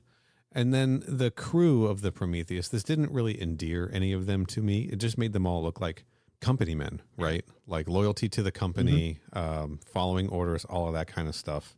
Yeah, pretty much. So I was like, who am I supposed to root for in this book? And I think I finally came to the conclusion, oh, Alan Dean Foster wants us to be rooting for the aliens, right? I mean, I suppose they kind of do ultimately win in the end, I guess, if you look at it in a specific way. Yeah, he's painted a really bleak and honestly kind of realistic vision of the future where, yeah, we are just absolutely fucked. Yeah. And so it's like, you can't root for anybody in this book. Like you just can't. Yeah, you really Everyone is misguided and violent. And I don't know, man. Interesting story. Like I like that it's making me think these things. Like that means that there's something pretty effective in the storytelling, you know, for me anyway. It certainly raised a bunch of questions. And I wonder how that's going to affect me when I watch Covenant, having seen this novel or having read this novel now. If like the characterizations of Lope and like the way he and Rosenthal went and like beat up a stripper. You know? Certainly tried, that's for sure. Like, is that going to affect the way I view them when I'm watching the movie? I don't know. I guess we'll see when we get to that one. Oh, speaking of which, and their interactions, I always found it weird because, like, you know, after Lope hires Rosenthal and he's like, look, well, I'm doing this investigation here on Earth. You're welcome to stick around and help me if you want to. And she's like, oh, absolutely. But then, like, during the course of the conversation, she's like, wait a minute. Are you flirting with me? And he's like, no, I'm not. And she goes, how can I be sure? And he's like, you'll just have to take my word for it. And I'm like, it's because you're gay. Just tell her you're gay. She's not going to care. It was so, he should be like, well, I'm gay and this is my husband and he's also in the movie. You know, and he's also in the book briefly. It's just so weird that she's constantly like, how can I be sure that you're not flirting with me? And rather than like give her the definitive proof, he just keeps on saying, don't worry, you'll find out. And it's like, just fucking tell her. What are you doing? I wasn't crazy about that. Cause he just fucking tell her, dude. Like we all know. Everybody knows. It's fine. We saw nobody cares. Like, it's 2090. Like, just tell her. Just tell her. I don't know, man. Unless Wayland Yutani has like a don't ask, don't tell policy. Maybe. I don't know. That'd be pretty fucked up. But he and his husband are signed up for colonization. I mean, that's a good point. Yeah, they're part of the colonization effort. And in the book, it specifically says that they signed up as a couple. So everyone knows they are. Yeah, I don't know if it was just Alan Dean Foster dancing around it, which is kind of odd. Maybe he's got some weird hangups about it. I don't want to put that on the guy. I don't know the guy. Yeah. That's just speculation. It's just a weird choice, I guess. Because it didn't matter. It didn't fucking matter. Not matter at all. And like it was just like weird. Like again, like with the scene with the shuttlecraft kamikazing in, it felt like an effort to like create some like false tension to like make the scene more dramatic, because he's like, oh, don't worry, you'll find out tomorrow why I'm not flirting with you. And it's like, why are you just gonna make her wait then? Like, if you already know you're gonna tell her tomorrow, just tell her now. Yeah, I know, it's whatever. Yeah, it's whatever. Maybe he's like I have to show her definitive proof or else she's not going to believe me. I guess. So I don't know. But that's, he should have just, whatever. Maybe he shouldn't have been like talking about her appearance ahead of time either, you know, keep it to yourself. That's right. Like, speaking of weird things that seemed to be there for no reason, we touched on that scene at the baseball stadium earlier. Right. Yes. And man, what a, how should I phrase this? What a scene. I heard baseball and just checked out. All I remember is that Yutani's wife's ashes are kept at the baseball stadium because she was a huge baseball fan. That is correct. Like he has like a permanent like box like up to like watch the game, and he has a little side room off behind where it's like a little shrine, and on the shrine her like urn of ashes is just like permanently kept there. And I was like, man, love to pay enough money to have your wife buried at the baseball field. I mean, she's not literally buried, but like, come on. Yeah, that's what I remember from the baseball scene primarily. The one thing because basically just the gist of it for the listeners is that it's after Jenny had already gotten kidnapped and then got herself out of getting kidnapped. And then Jenny and Hideo, her father, are watching the baseball game, like discussing what to do next. And I believe this is the scene where they decided to hire that Japanese agent guy that later on appears during the farm shootout. This is the scene where like the two of them during their discussion, Hideo gets the idea to hire him. And then he like goes off into the back room. He's like, I have to go talk to your mother. And she's like, now there's a baseball game going on.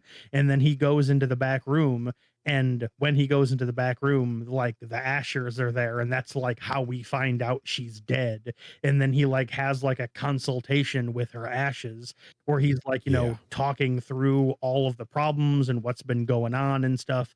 And then has like the revelation that he should like hire this guy to like go track people down and then come back out. And then he's like talking about it with Jenny. And then that's it. Like that's the entire narrative purpose of the scene. Right. And what I found really funny in that scene is we know Hideo's wife is dead, but we never find out how. It's just labeled as a quote, like it's just referred to as an illness. And I gotta say, man, unspecified illness might be the world's like leading cause of death for spouses who died years before. They always had an illness and then died, and it's never elaborated any further. Yeah, John Wick's wife disease. That's right. It's the leading cause of death. Yeah, leading cause of death for spouses who died years before. That's correct. I got a little segment I like to call a Big Theory Boys. Ooh. I am borrowing this segment from MK PodQuest. I'm just going to go ahead and hit the button. Theory Boys. Big Theory Boys. Congratulations to Corey for having a cameo in this episode now. Shout out to Corey. Okay, so this takes place in 2090, right? I believe so. On Earth, Duncan Fields has been captured, right? We know that there is an Aliens series coming to Hulu sometime in the near future, next year or so, right? No hard dates. I think they're filming in 2023, the beginning of the year. That is set on Earth, takes place roughly 80 years in the future, which would put it at about 2100, give or take, right? I'm going to theorize now that the Earth Savers are going to factor into that series. Well, I think, I know that they have taken the Earth Savers and Duncan Fields, and there's information about him in the Alien RPG books somewhere. So they are treating this book, at least to a point, they're treating this book and as canon, as far as you can consider. It just makes too much sense to me that we're going to be 10 years out from the Covenant mission launching, and they've set up this prophet character, Duncan Fields, who has visions of xenomorphs coming to Earth and an organization trying to stop humans from reaching the stars, and they've been left alive at the end of this novel. That I'm willing to bet there's going to be something, if not them directly, something very much like this is going to show up in the Alien TV series. Yeah, because it almost has to. The last time we see them, they're just arrested and then loaded up into a paddy wagon, and that's the last time we see them. So yeah.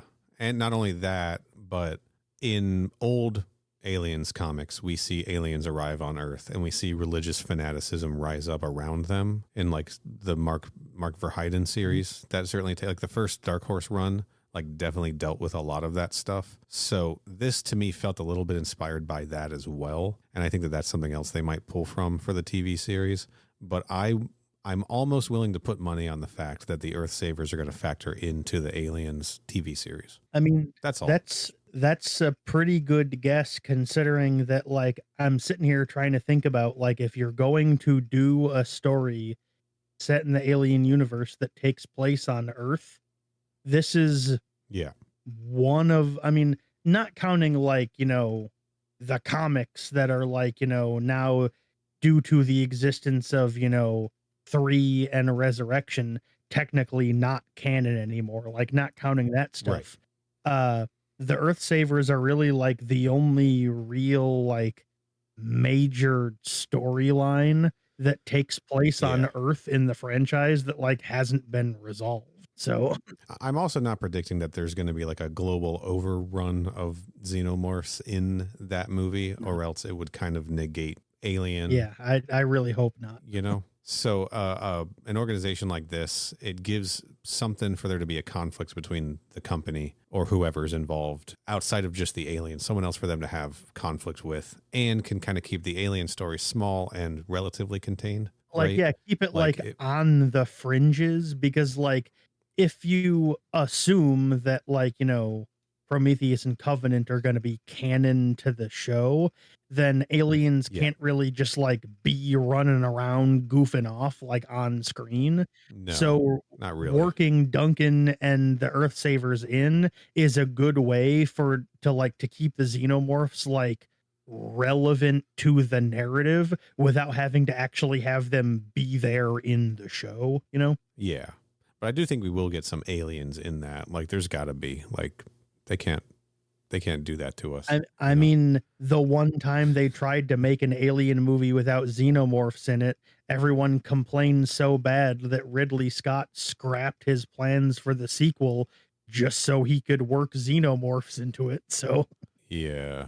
But that's a conversation for not this episode, but like the next one or the one after, I guess. Yeah, a pretty soon episode. Our next episode is going to be the film that is a direct sequel to this novel, Alien Covenant. Kind of wish we had just watched Alien Covenant instead of reading this book, honestly. But what are you going to do? I have a few more things I'd like to mention about the book. Do you have anything else? I think I'm good. Yeah, if you want to knock those out. All right, I got some lists of stray observations here.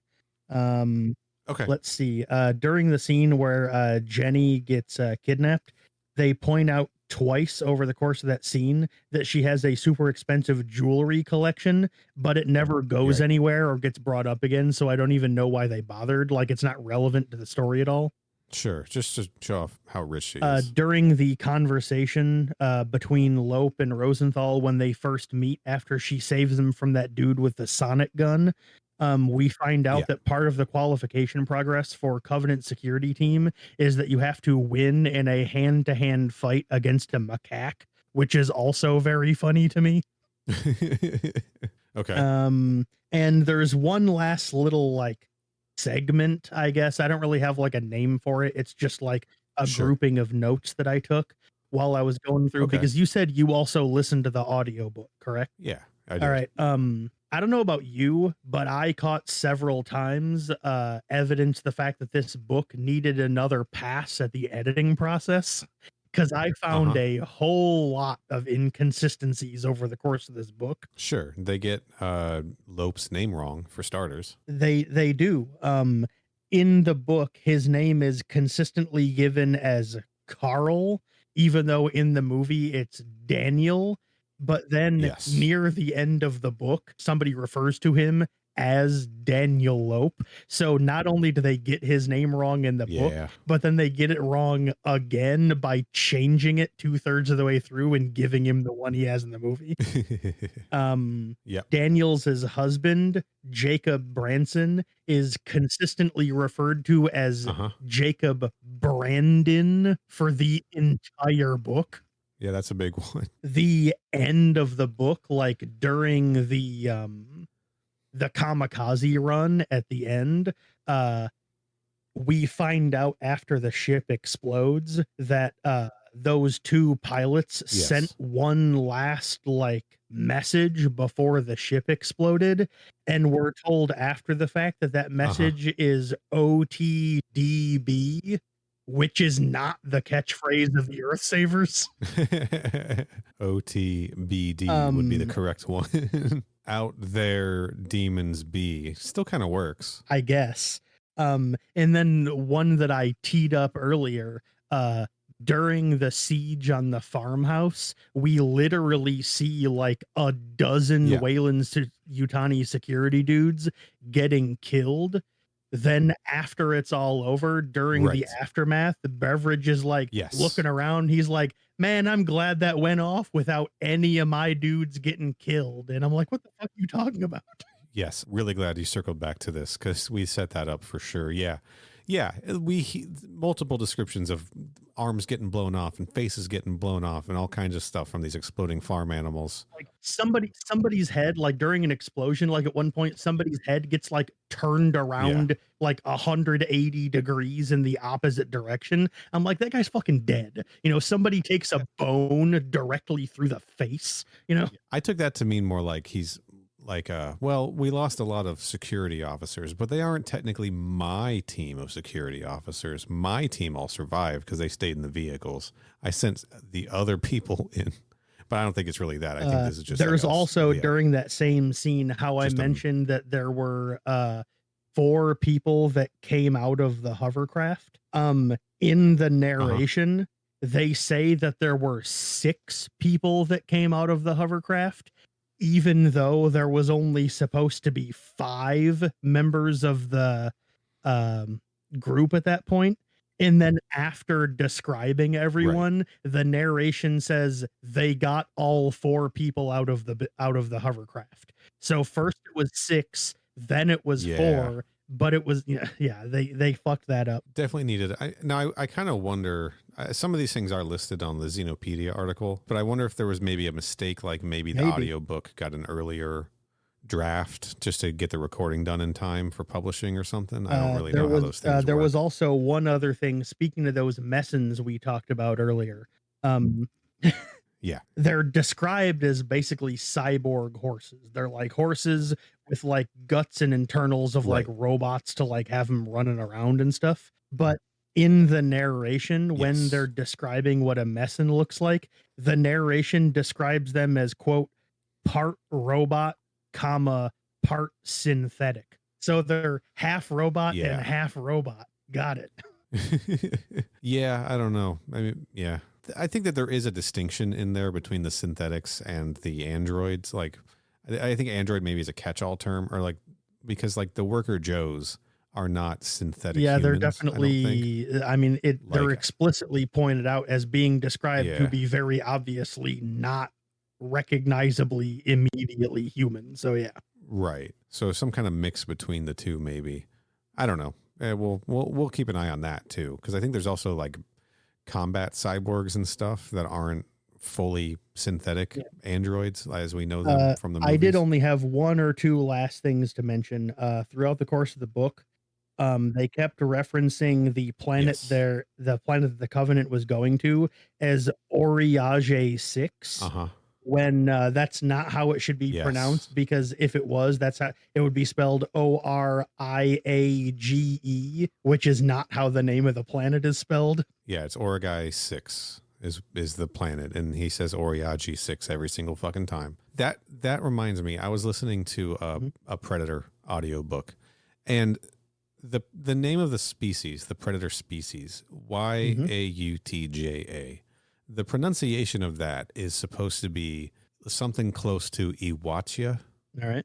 But every audiobook says Yautja. I believe it. Like says it phonetically, like as it looks on page, not taking into like whatever the pronunciation is supposed to be from the language that they derived that name from. But it's supposed to be Iwatia or something very similar to that. I might not even have that perfectly correct. I do know that it's not Yautja.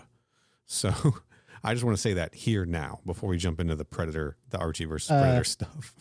There's one last little note that I had that wasn't really like a problem. It wasn't like an editing mistake or something. It was just some kind of like weird affectation that stuck to me that like it's just been stuck in my head. So I just wanted to get it out there. Yes, get it out there. After the boardroom attack where Jenny gets kidnapped. All right. Yes. Afterwards, they're holding like another boardroom meeting, but not in the actual boardroom because that's being like scoured over by the police. So they hold it in like the executive like dining room lounge. Okay, and right. like the board comprises of Hideo Yutani and then either 3 or 4 people that were board members when it was just Yutani, and then 3 people that were board members when it was just Wayland, but like before they merged. But one of the, I think, Wayland guys had a minor heart attack, so he was like in the hospital at the time. Right. But in the narration, it describes that character as, quote, being in hospital after a minor heart attack. Okay. And the character that happened to is British, but the character is not described as being in hospital by a British character. It's just like the third person omniscient narration that describes him that way. Sure. And that scene does not take place in England, and the book was not written by an English guy. Alan Dean Foster is American. Okay. So I don't understand why that one little affectation of being in hospital was tossed in there when like stylistically as part of that narrative, it does not make sense for that phrasing to exist in the specific spot that it did in the way that scene was structured. And there's nothing like wrong with it. And to be honest, I don't fully know what my point is. It's just, it's really bugged me ever since the first fucking time I listened to this book. And I just wanted to get it out there because of how much it fucking irks me. That's all. Right. I got you. I get that. Yeah. Let's see. Oh, actually I did have one thing. The whole Walter storyline, like how the fact that he like barely exists. There's one scene like halfway through the book where a trio of characters are introduced that we had never seen before and will never see again after this scene.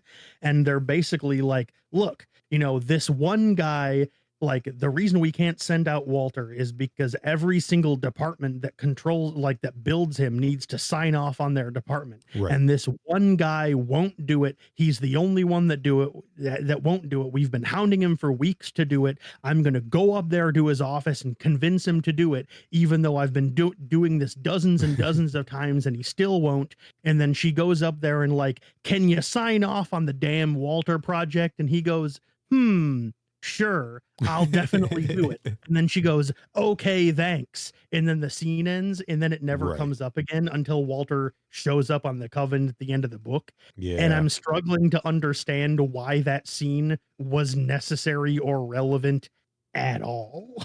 I don't know, maybe just to show, like demonstrate that, like, no, we're dedicated to making sure that Walter is not a David, right?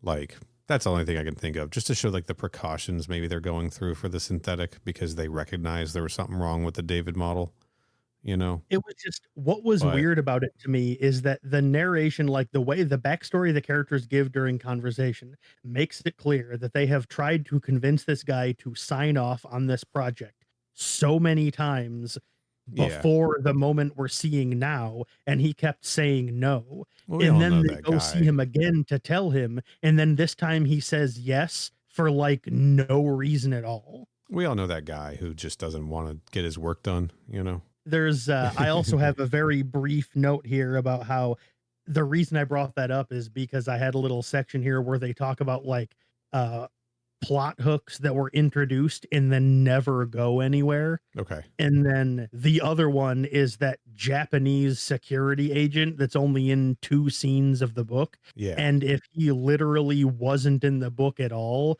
the book would not be any different whatsoever. It would still play out exactly the same in every way. Right. And so I just don't really understand why he was even there.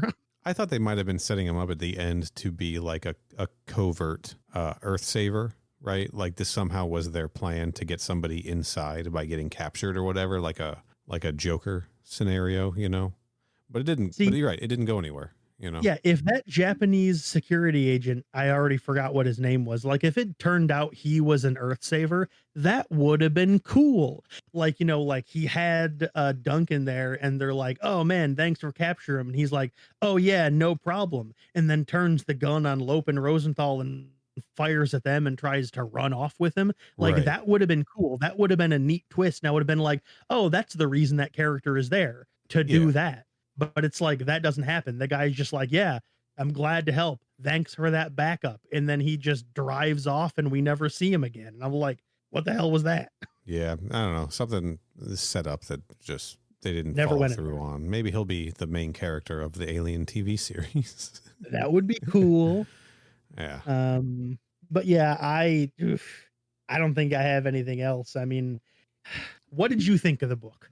Yeah, like I said, I mean, like, yeah. I know we already kind of went over this, but it's like, do you think, like, when I say what do you think of it, I mean more in the sense of like, do you think this is worthwhile specifically to read when it comes to if you're going to sit down and watch Covenant? Do you No. think this is worth somebody's time? I think it's worthwhile on its own if you like the franchise. If you like the Alien books, you want to get a little bit more world building and just more, just spend more time in the world.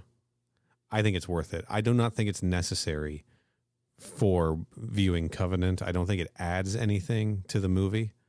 I don't think it really adds anything to the overall story, but it is kind of like it is kind of cool just to have a spy espionage thriller sort of book in the setting of the alien universe, the Weyland-Yutani organization, mankind deciding to start colonizing and people resisting against that. I think that that's a good story to tell, but I don't think it adds anything to the movie at all, personally. I think it's skippable if you're not a diehard. Yeah, like I will agree to that. Like, if you're not insane like we are, if you're not trying to absorb everything the franchise has to offer, you absolutely do not need to read this book. Yeah. But like you said, like, you know, like how I mentioned in, I think it was episode 1, how Echo is an alien book that's actually like a YA teen romance novel set in the franchise. Yeah. Like, this is like, you know, like a political thriller drama set in the franchise. And so I think it's cool that they're like trying other stuff and like branching out to other genres outside of just straight science fiction horror. That being said, this specific book, like, when I was reading it and I was talking to my like friends and relatives and stuff, like, I described this as the first real dud we've covered on the show. Yeah. And then by the time I finished it, and then when I listened to it again, I did kind of warm up on it. And so, like, I don't hate it. It's not terrible. I think it is probably the worst thing we've covered so far, but that's not saying much because, like, I did actually think the book was okay. I just think the other stuff we've talked about is better. And yeah, like you said, if you're like about to sit down and watch Covenant and you're like, oh man, since I'm, you know, feeling like I'm in the mood to watch this, should I read the prequel book?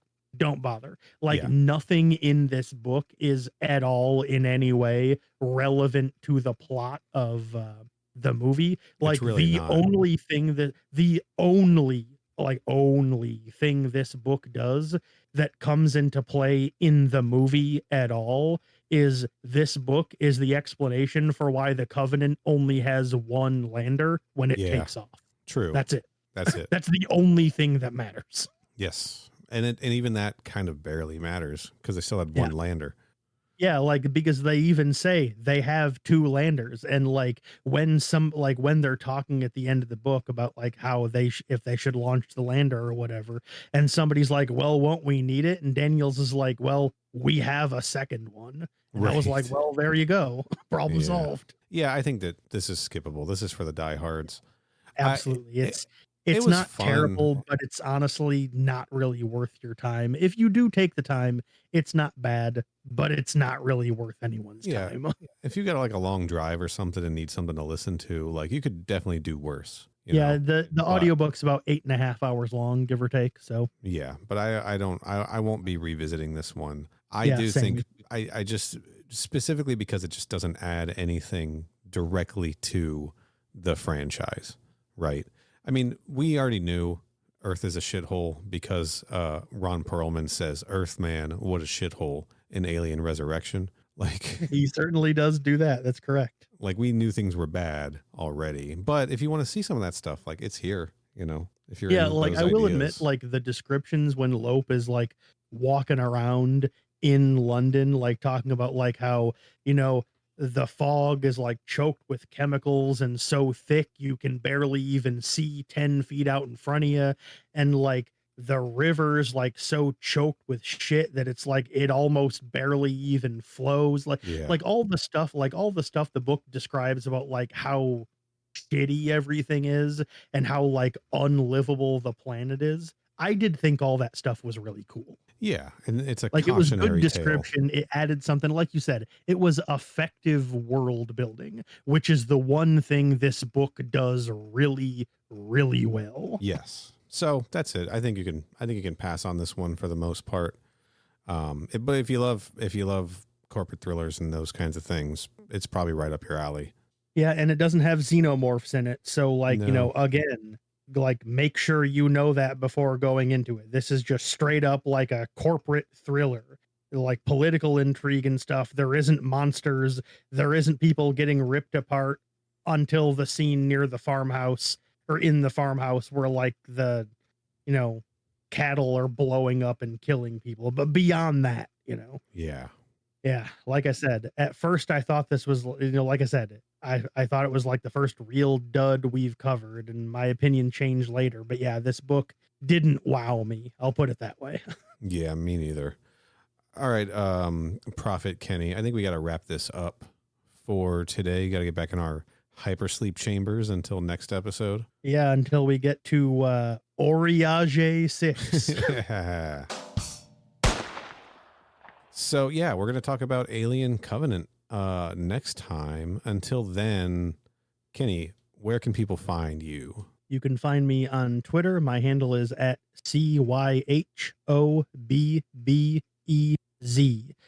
I also, most other social media platforms, I use that same handle on. Most of them, you can probably type that handle in and find me, except as pointed out in a previous episode, I do not have an Instagram account. Otherwise, I'm on most of them. There you go. You can find me on Twitter at Final Neal, Instagram, which I do have, at Final Neal Retro. That's just pictures of video games. I also have a podcast all about Mortal Kombat, TV, movies, comics, etc. You can find that on Twitter at MKPodquest or our website, mkpodquest.com. Follow this show on Twitter at CrewExpendapod. Visit our website for this podcast, crewexpendable.net. Subscribe to the show in your podcast app. Leave us good reviews, 5-star ratings, whatever you can, wherever you can. Follow us on Good Pods. If you listen on Good Pods, that's a cool place. Give us 5-star reviews there. We'll be back next time to talk Alien Covenant. Until then, stay frosty.